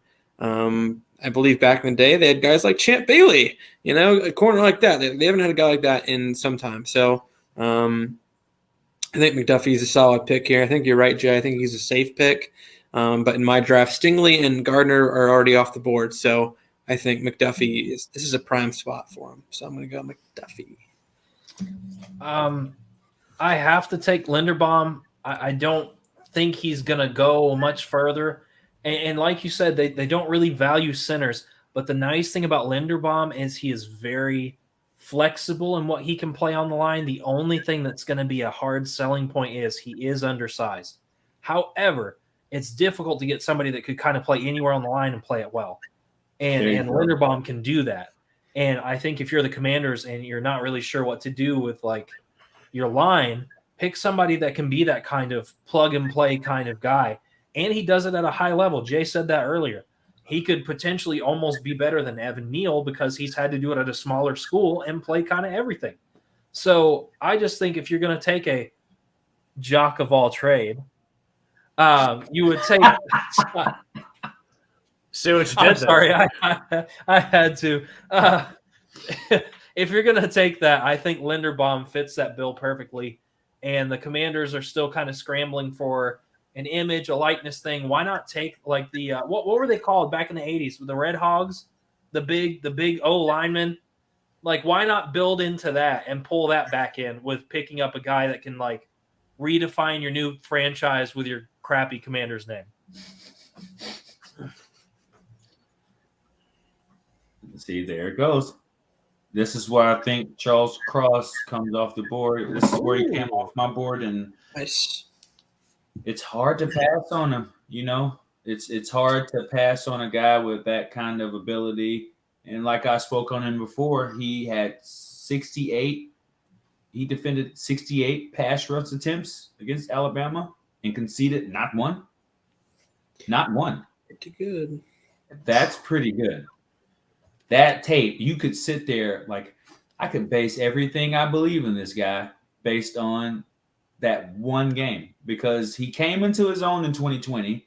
His pass grade went from 65 up to 75, and this past season he just took off and assured himself as a first round draft pick, and then Senior Bowl, then Combine. He didn't hurt himself any. He shows that he's a big body, big mauler. He can protect you on either side. Why not take him? That's what they desperately need right now, is somebody to protect Carson Wentz, because it seems like his whole body is made out of tissue paper. So he really needs a strong blindside tackle. And I think this will fit the bill. I like it. Matt. Yeah, I went with Linderbaum here. Kind of the same reasons you did, Brad. I mean, I think we're in agreement there that he is kind of your plug-and-play guy. Remington Trophy winner, 6'3", 291. Let's see, Big Ten Conference O-Lineman of the Year. I mean, he has all the capabilities and specs that you want in, a center or an offensive lineman in general. And I believe he does help, I use that term very loosely, Carson Wentz. He definitely helps the offensive line, for sure. But as far as helping out Carson Wentz, listen, I'm not sure there's much else you can do with that. I mean, was it this is going to be his third team in 3 years? I mean, you might as well just go ahead, try to build up your offensive line now, and then look at, possibly a quarterback in next year's draft. Time will tell, though, so we'll see. I agree. Thanks for being with us, Caleb. I saw your new faces, fresh opinions. Yeah, this is going to be our starting 4. I'd love to say starting 5 just to have the basketball reference, but our 5th is not with us currently, and that's okay. But yeah, we're going through the draft. We're going to end at pick 16, and then we're going to catch up the rest of it next week. Love the pick for the Commanders. Honestly, the Commanders are almost one of those like beginning 3 places where you could throw a dart and it lands on something, and that's probably still okay for them. It'll just stick on that board. However, we are on Matt's favorite team. We did Jay's for Atlanta. We're going to get to Matt's. We're going to get to all of ours before we finish tonight. So, Matt, I hope these picks are acceptable or you like them. Kyle, go ahead and go first. The top 3 corners were not on the board for me, so I'm sorry, Vikings fans. However, Thielen is going to be owed $40 million over the next 2 years, and that's way too much for a 31, going to be 33-year-old receiver who's been injured a little bit and probably on the outs soon, even though I like him as a receiver. I think they're going to get a little excited at the prospects of having Justin Jefferson and then also having a guy like Garrett Wilson still on the board. And I think pairing those dudes up, woof. I mean, I know you got Kirk Cousins, so that's a little bit of a bummer. However, he should even be good with those 2 receivers. I mean, and Dalvin Cook, of course. So I think their offensive line is young, but I think it's growing. I don't think they need to go there. They could, but I don't think they need to. I think receiver, if you get rid of Thielen, is a massive need, along with Justin Jefferson. I think those 2 could be amazing for years to come. So I'm going to go Garrett Wilson. Sauce Gardner is still here for me. Again, one of those big guys, big personalities. Minnesota could use that. Can you imagine having like the Richard Sherman-esque kid on the Minnesota Vikings? That'd be like that Randy Moss kind of like, I know I'm better than you and I'm going to prove it kind of guy. Like I love that. I love those kind of guys that are like that and can back it up. And this one's a better one for you Vikings fans. This guy did not have a single touchdown thrown while he was covering somebody on him throughout his entire college career. That is incredible. If Sauce is here, he's off the board, no questions. It should be like 3 seconds into Minnesota's pick, and we want this guy. There it is. Yeah. So hopefully that's an acceptable pick. Which leads us to Jay and Matt's picks. Go for it, Jay. Okay, for me, when I saw Trayvon Walker, Oof. I've got the first hand to see him all season, right? Oh yeah, Seen him play for the last couple of seasons, actually, and he wasn't overly used. He seemed to be used more as a specialty guy, and this seems like a fit. This seems like a team where he could, reinvent, his image to the world, show everyone that he is that top tier pass rusher that everybody sees, that he's just not a freakish athlete who can't go out there and recreate that on the field. I honestly think that he can. Do I think he's a number 1 overall draft pick? No. But that just leaves him to have a little bit better option to go where I feel like would be the best fit. I could also see this pick a little bit further down with the Patriots, but yeah. he would fit so well into the philosophy of that defense. I don't think he'll make it that far down. I think his combine was too good. Far down either, but on my board, it was people were a little bit skeptical. My board's a little wacky. Oh no! I meant down to the Patriots. I think he could go here. He ain't gonna make it to the Patriots. Okay, yeah. He's not gonna fall that far, but that's just the scheme fit, the way that he plays, the style that he plays in. Give him the opportunity to play around the offensive line, the defensive line a little bit. Inside outside guy. You know what I mean? And he's fast, big hands, strong burst, powerful guy. What can't you like? I can see through the tape in the combine why everybody's drooling over Trayvon Walker, even though he didn't produce as well. But he was on an offensive line filled with 5-star prospects. Yeah. So you're not asked to take on so much a load as maybe Aiden Hutchinson was, because it was him and Ojabo, but there was Jordan Davis, Jalen Carter, Trayvon Walker, Nakobe Dean. You can go off this list of 5-star prospects that were potential pass rushers, and he comes out on top after he gets to the combine. Yeah, they see the athlete. Pretty good, yeah. Yeah, they see the athlete. They see potential. Could he also be another Vic Beasley? Yes. Most definitely could be. Most definitely. But he just doesn't have one motor. And that's what sets him apart of a lot of other prospects. His motor, he has multiple ways to get to the quarterback, whether it be from the inside, outside, swim move, bull rush, or whatever it may be. He knows how to get to the quarterback. Is his technique perfect? No. Not in the slightest. Hand placement is a big red flag. But that can be taught. Yeah. And that's what I'm banking on. I like it. I like Trayvon Walker. I was going to say, as a Vikings fan, I love the picks. I was a little disheartened by, Kyle's comment about Thielen, because I love Thielen as a receiver. Is it being overpaid a little? I will agree with Kyle on that one. But, I think he retires before he leaves Minnesota. I can't really see him being on a different team or throwing a different jersey. Sauce Gardner would be a perfect fit. Trayvon Walker would be a perfect pick. However, I know my Vikings. I know how they draft, and I'm preparing myself for the worst. Not saying that, Trent McDuffie is a horrible pick. I like Trent McDuffie a lot. He's highly competitive. He provides a strong presence in the secondary. Personally, I think he has the most upside of the cornerbacks in this draft. But, he's not Sauce Gardner. He's not Derek Stingley.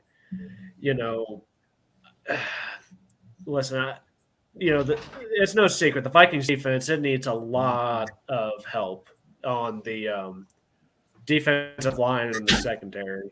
Linebackers, we're still sitting pretty good there with Eric Kendricks and Anthony Barr. Yeah. Trent McDuffie, I think they go this route because, Washington University, they're kind of becoming that second cornerback university. Yeah. LSU, number one. Washington is creeping up a little bit, on where cornerbacks should go to develop and be a NFL ready corner. Mhm. So personally, I think Minnesota kind of shoots themselves in the foot, here by not taking Sauce Gardner, or by not taking Sauce, but taking Trent McDuffie as well. It's just like, that's I get it.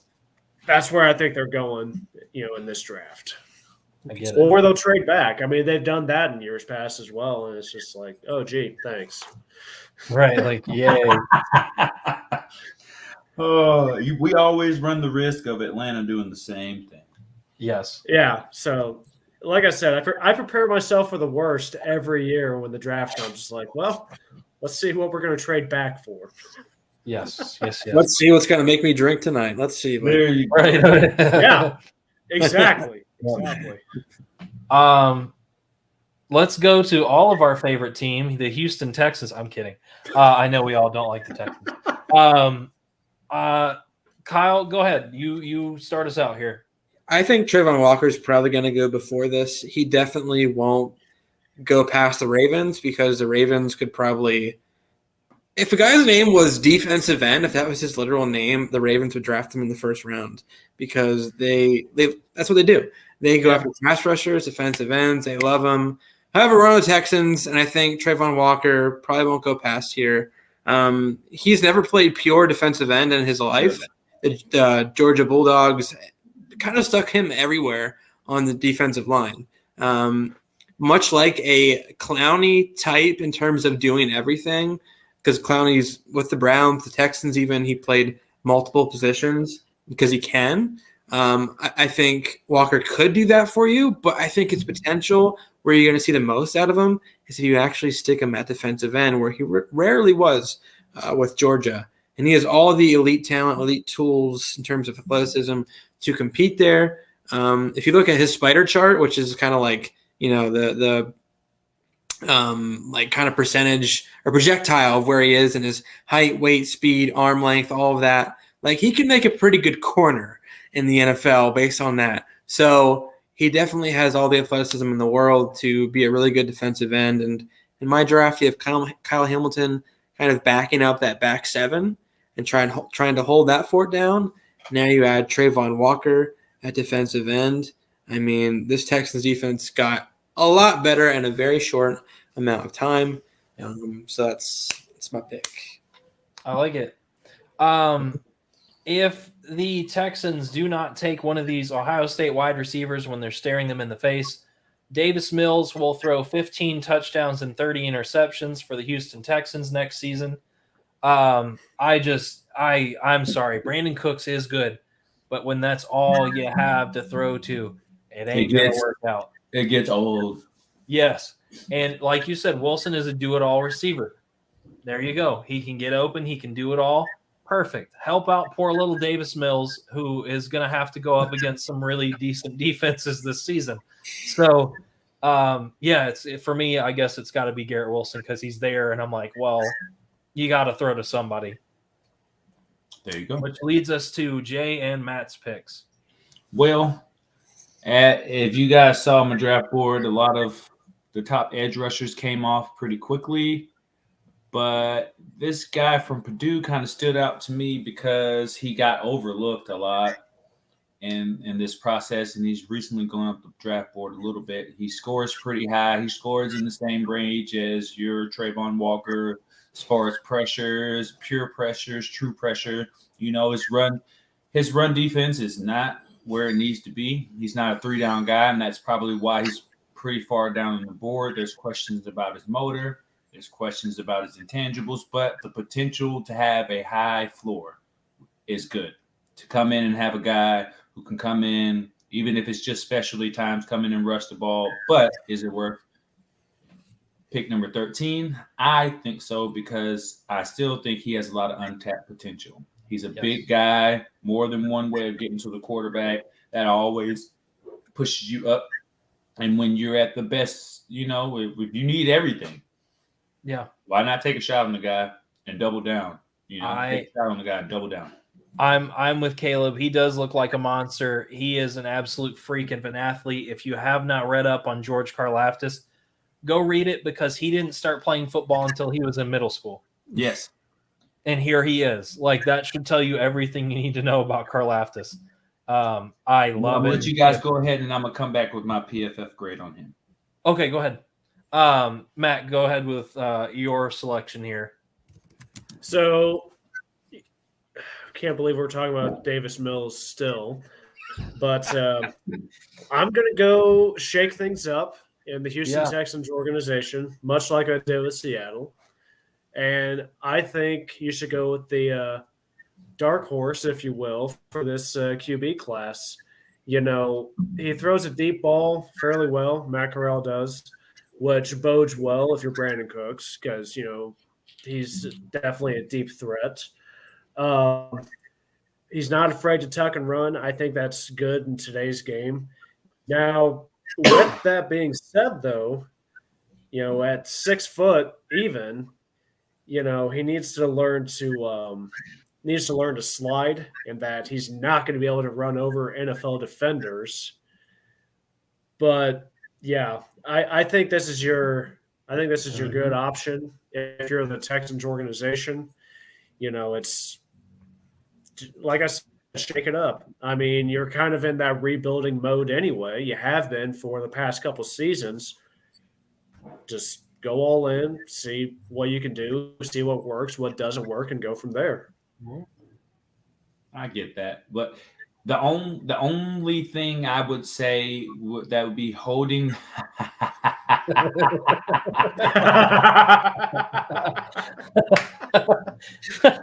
Next gen stats, I love it.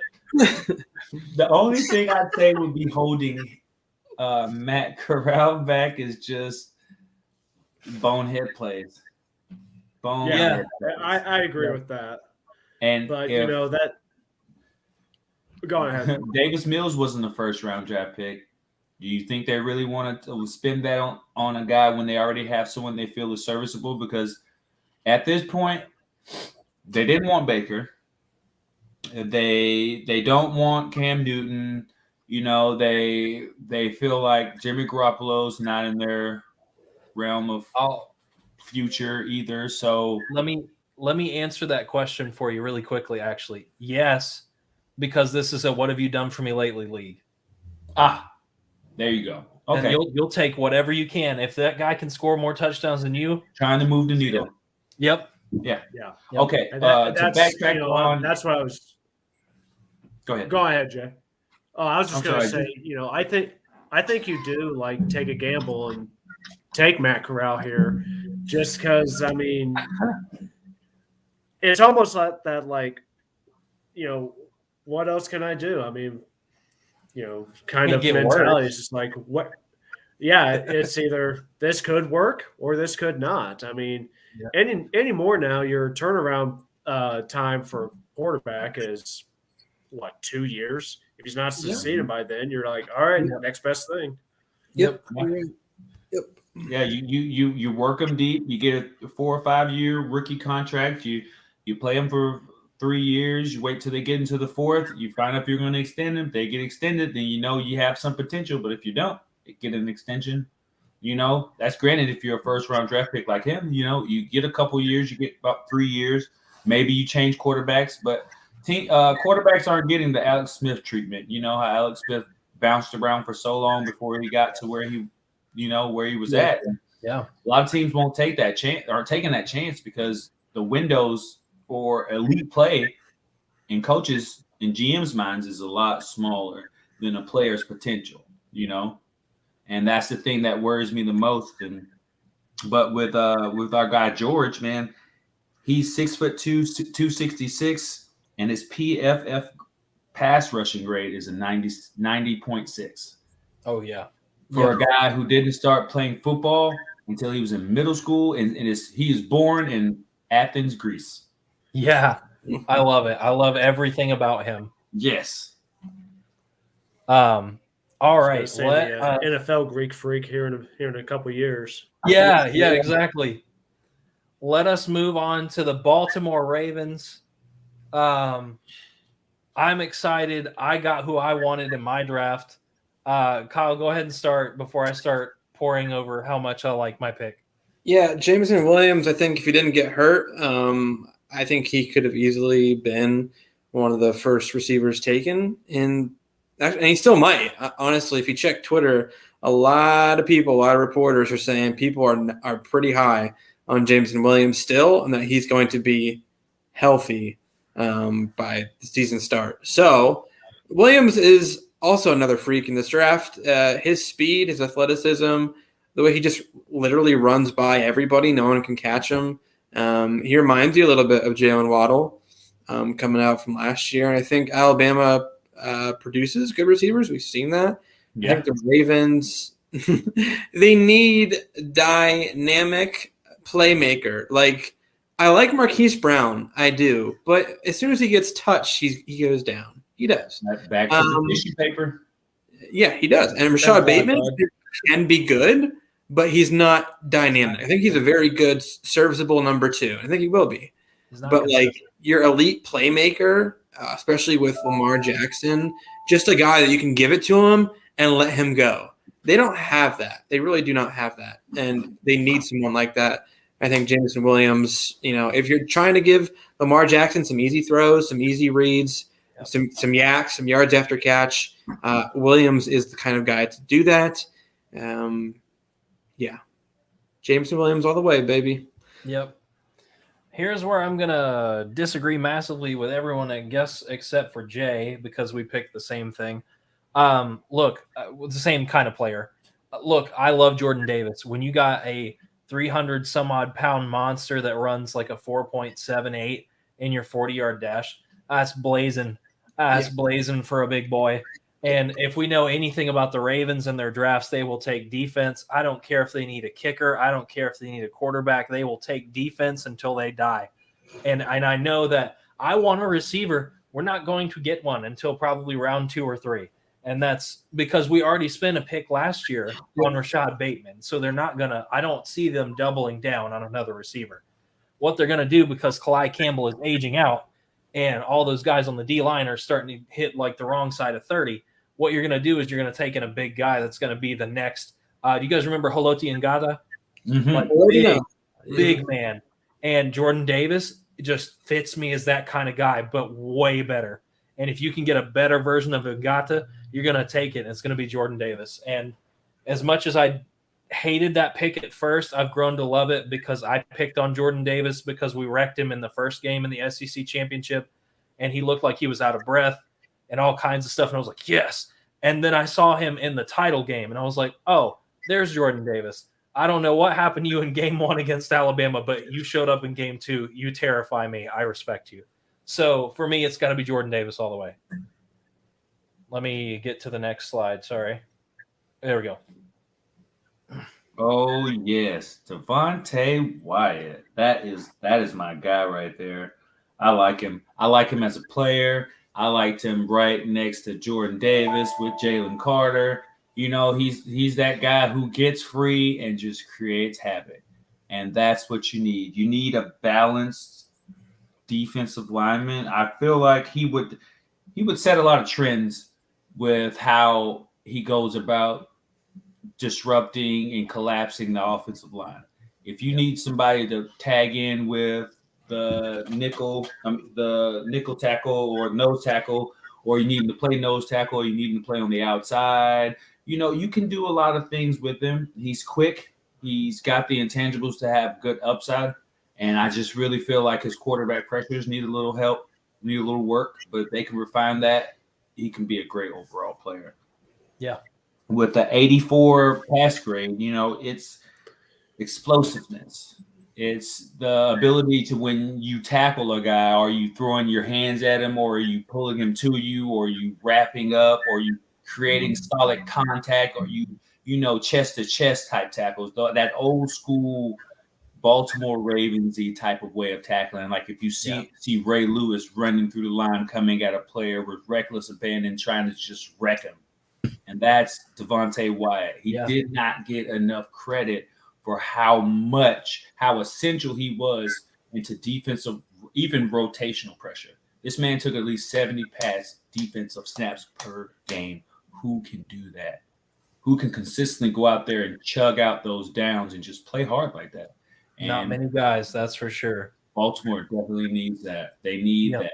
Their guys are old, but they have experience, and those little things they can groom up in him. He doesn't have to worry about his hand placement. He just needs to stay consistent, and I think they can get it out of him. Caleb's going to lean towards wide receiver. Yeah, I don't know that they will, because the Ravens don't like to pick receivers if they don't have to that early.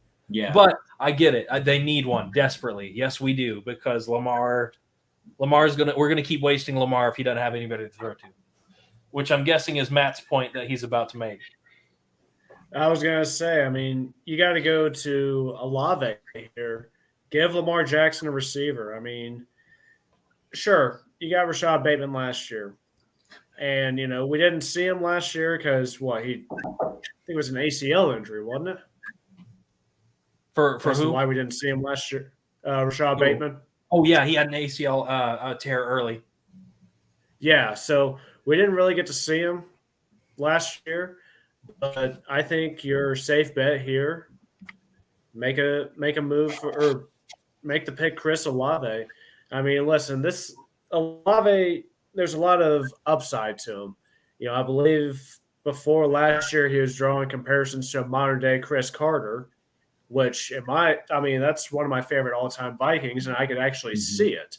I mean, holds the record for most receiving TDs in Buckeye history at 35. I think he could be the receiver that Baltimore has needed for years. I'd like it. Something's got to change it. Yeah, I know. Baltimore will most likely go defense, but I know every year. It's one of those.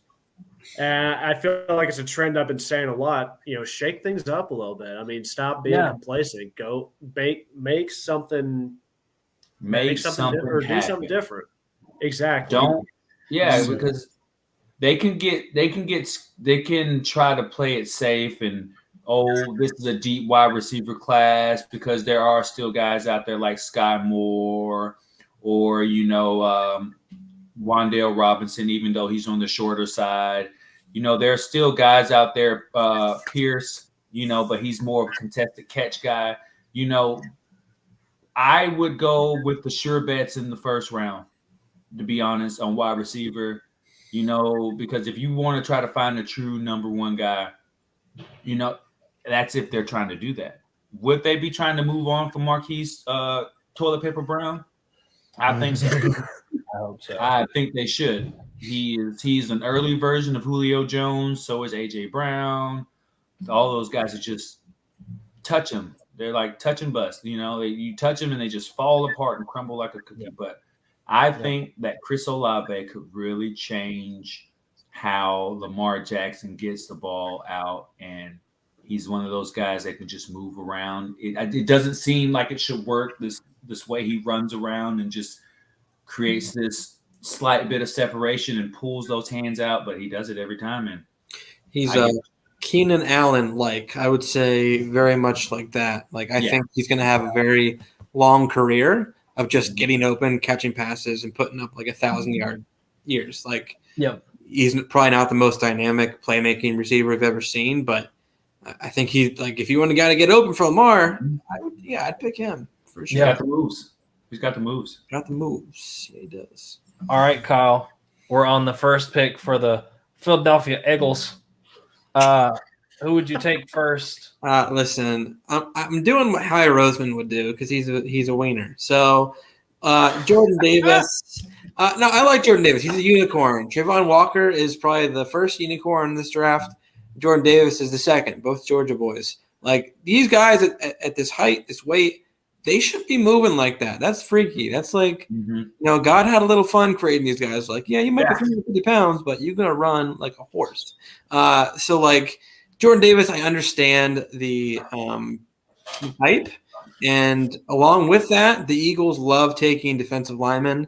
Brandon Graham, Derek Barnett, Mike Patterson, Broderick Brunkley, Jerome McDougal. Like, they take guys in the first round because they prioritize Fletcher Cox. They prioritize first-round defensive linemen if they're there. So I think this is just going to be another one of those things. But you have Kayvon Thibodeau, and if both of these guys are available at pick 15 for the Eagles, Hy Roseman would probably have an aneurysm because he wouldn't know who to pick because they're both elite defensive linemen. So I think they're going to go edge or defensive tackle first, even though I think, if Olave's there, I'd take him in a heartbeat. If Williams is there, I'd take him in a heartbeat. And I'd also take Nakobe Dean or Devin Lloyd here, but they don't value linebacker. I thought you'd like the Kayvon pick. He's going to fall a little bit. He might fall to 15, but he can learn behind Cox. He can learn behind Graham. He's got people that have wanted to make it happen. These are not guys that came in being the most dominant player ever. Yeah. They had to work. That is what Philly is about on the defensive and offensive line. It's about putting in the work. You want him to come out and be the best edge out of this place? Philly. Put him in Philly. Make him learn behind the good guys. Make him be that rotational piece. Come in and so they can get on him and say, hey, you had that read. Hey, you had that pressure right there and you didn't get in there. That's what he needs. And I thought Philly is just perfect. He's already fallen. He's not going any further. They're going to take him and develop him, and they're going to love it. So, yeah. Jay, that puts you up on the pick board. There we go. Talk about a kid that really, really, really turned it to a next level last year. Just to give you kind of a perspective look on this guy, his freshman year, he started 11 games. Granted, he's only a sophomore. So his freshman year, he started 11 games, played 752 snaps, and surrendered a passer rating of 94.3. QBR rating, which is bad. But he was still considered as Defensive Player of the Year as a freshman. That just shows you how good he is. Another Trayvon Diggs. I think I already made this for him. Trayvon Diggs. He's a ball hawk, but his next year he improved significantly, if you can say that. But what brought it to me the most is just how well he grades in game. Mm-hmm. When you look at him in any position out there on the field, whether it be in the slot or outside, he's always looking to make a play. He may not always make a play, but he's always there. He's around. He disrupts. He tackles. Like, I've seen so many cornerbacks that suck at tackling, that just suck at it. He's not one of those guys. Sure hand tackler. Someone who will bring you to the ground anyway. He knows how. Doesn't cause a lot of penalties on the defensive side of the ball. He's just an impressive all-around athlete. And who would not want, a 90 grade out there first year playing cornerback with that kind of potential? Mid-round, fourth guy off the board in most people's draft boards. And I could see why. But I can also kind of see him going first. If the tape showed me a little bit more, but I see him as a solid day one starter, number 2 corner, maybe in the slot. I like it. He's definitely somebody that deserves to go first round. Those Washington corners are really dangerous. Yes. I think he'll follow right in line with everyone else that's come from there that's been significant. And his number 2's in the draft too, Kyler Gordon. Yes. They were the top 2 tandem in the Pac-12 last year. They're a very good tandem too. Yes. Yeah, they were. So with me, I had Trayvon Walker fall down a little bit.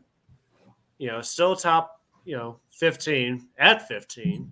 Boo. But, just kidding. No. The kid, he's a real good player. I'm not going to deny that. It's just I feel like, some GMs are going to be like, have that approach of, yeah, but he didn't do enough in game situations. What can he really do? And blah, blah, blah. listen, the kid's great, but I feel like GMs are just going to let this guy slip, and it's going to cost them. I mean, Trayvon Walker, if he goes to Philly, I mean, Brandon Graham, how old is he now? Like He's 34, I think. Yeah, so he's got maybe a season or two left in him. I think if you're the Eagles and Trayvon Walker is available, go after him instantly because, I mean, he's going to serve as a great replacement for Brandon Graham. He provides great strength, amazing speed off the line, especially for an edge. At 6'5", 272, should be able to, if he can't beat a lineman with speed, he can definitely beat him with strength. I mean, it's just unreal. He's a big kid. No, I think he'll slip a little bit, and it's because, I think it's because GMs are just gonna be like, okay, we only saw how That's true. he did in the. We only saw him what he did for the combine. We didn't see enough of him in game time situations. It could have been a fluke or whatever. But I don't think it's a fluke. I think this kid he's the real deal. And Philly would be fortunate enough to have that kid for sure. Yeah. Definitely. Yep. Okay, here we are on our last pick for tonight. After pick 16, we will pick up 17 through 32 next Wednesday. But just for the sake of time, we're going to close out with pick 16 so that we all may go to bed. We are all working men. Thank you for hanging with us this long. So that being said, Kyle, do you want to kick off what the Saints need at 16? Sure. So the Saints, somehow Sean Payton convinced everybody and their brother that Taysom Hill would be a good quarterback. At this point. So, surprise.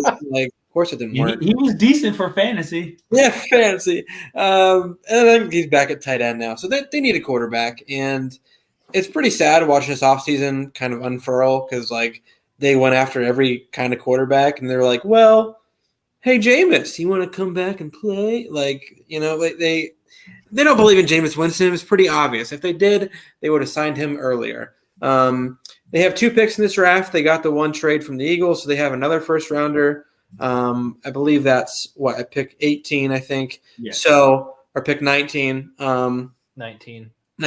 So I think their goal here is to get a quarterback and a receiver to just kind of upgrade their offense because their offensive line is severely underrated. It's very good.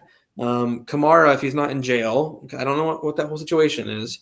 If he's not, hopefully he's not. If he's not, one of the best running backs in the league. Man, Caleb called you out. What? He said Kyle already has his pillow. He's ready for bed. Yeah, I'm tired. Also, my back hurts. I feel like I'm 40 years old. So, yeah, they need a quarterback desperately. They need a playmaker. And I think 16 and 19, they're going to go quarterback receiver. So I think Kenny Pickett probably is not my favorite quarterback, but he probably reminds them of Drew Brees or Taysom Hill. So they're probably like, yo, we better Taysom Hill. So he knows the playbook. Yeah. So that being said, yeah, since we're going quarterback receiver, I agree. I'm going receiver first and taking Drake London. He's kind of the best thing that's still on not the best thing that's on the board for me, but I think people are going to roll the dice on Jameson Williams as depending on how bad they need somebody to start right away. I think London is kind of a little further in his recovery than Jameson Williams. Yeah. So Michael Thomas, who even knows if he's a Saint anymore, I would just take the guy that's clever with his feet, can find ways to get open. Is he the speed slant demon? Probably not, but it doesn't matter. You just need somebody to sling it to him because Kamara may not be back, which means you've got Mark Ingram, no Michael Thomas, you've got no offense. So go ahead and take a receiver. That was just my thinking. Oh, well, I guess that's what I'm talking about, man. Yeah, I love it. I love it when things work out so well. Now. Senior year, I tell you what, I was sad but happy when he went out of the game. Yes. Because that is the only player I feared playing against, because you just can't contain him. As much as you try to stop this man from doing anything he wants to do, it's just not going to work. You double him. If you double him, his footwork will kill you. If it's man coverage, his speed will kill you. His footwork, his hand placement, his being able to dig, cut, release, acceleration, just being able to just blow past guys, being able to sneak past guys. We had some of the best corners we've ever had, and he made them look like they were walk-ons. Yes. Because he's just so fast. 4'5", 6'2", hands 9.5 inches, arms 32 and an eighth, which gives him a wingspan of 76 and a fourth.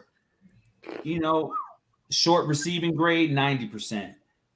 Intermediate receiving, 97%. Deep threat, 96%. Blocking, 51%. But he's slight. He's not going to really be asked to block too much. No, his team did. His team did. He's not saying he did. Yeah, his team did it. But for a guy who consistently produced from the time he laced up his cleats in Alabama, yes, the productivity of their lineage at quarterback is just, wide receiver is just legendary.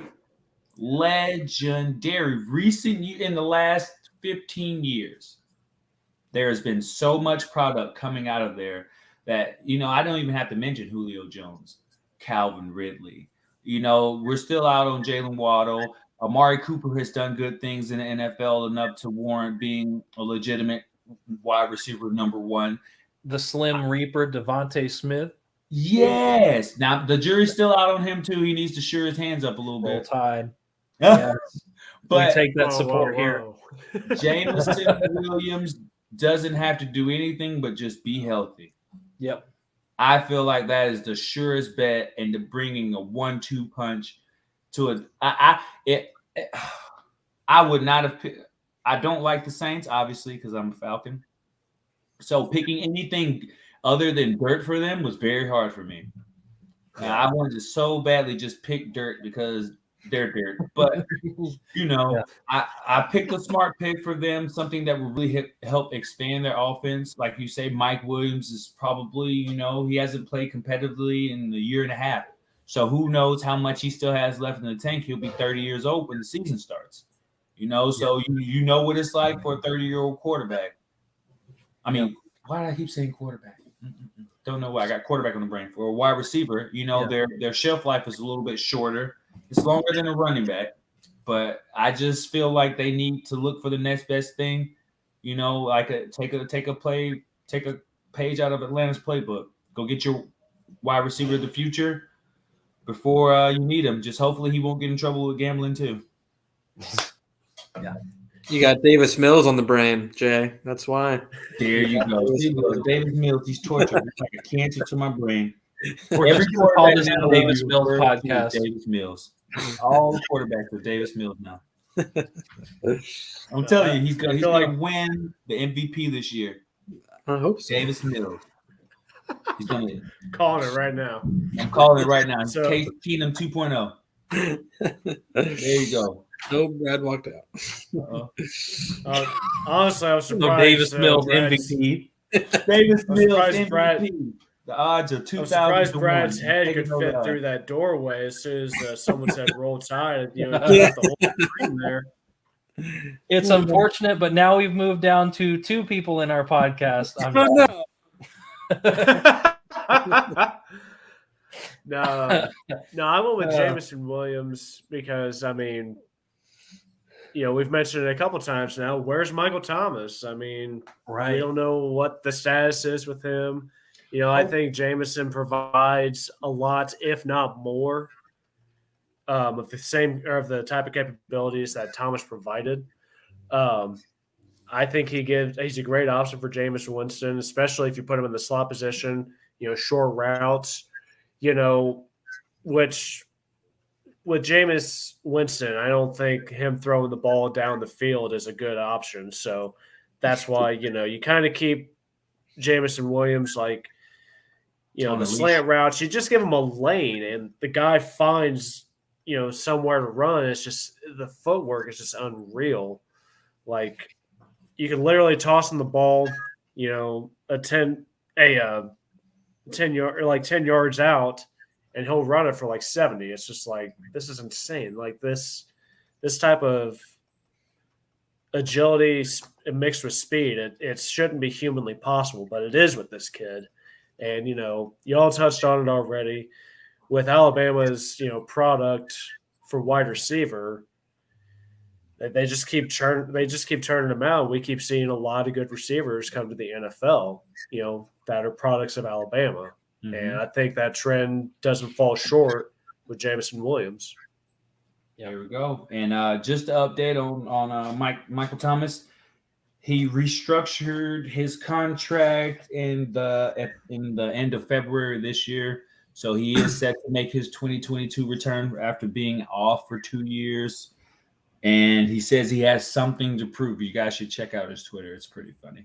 But I think you couldn't go wrong with Jamison Williams, with or without Mike Thomas. Michael Thomas is probably going to come with a lot of rust to knock off. A lot of guys not really jumping on him quickly just to keep him on the wraps, and is really going to bring something new out. If they had Jamison, it'll bring a great offense. But that's my point. Yep. I like the picks though. No, you couldn't go wrong. You couldn't go wrong with one of the picks. Yeah. Thanks, Caleb. Thanks for hanging out with us. I think that's everything we have for this week. Next week, you can find us on Monday. We will be partnering with the Afro Latinos podcast, our good friends, for their trivia show on sports. I think that should be around 8. And then next Wednesday, we'll finish this up. And then next Friday, we'll have a show up for the Polka King. Finally, not really finally. I mean, it's not great, but we're going to do it anyways, because that's who we are. But thanks for hanging with us, guys. I know it was a long one. We're going to peace out. Bye, guys. Later.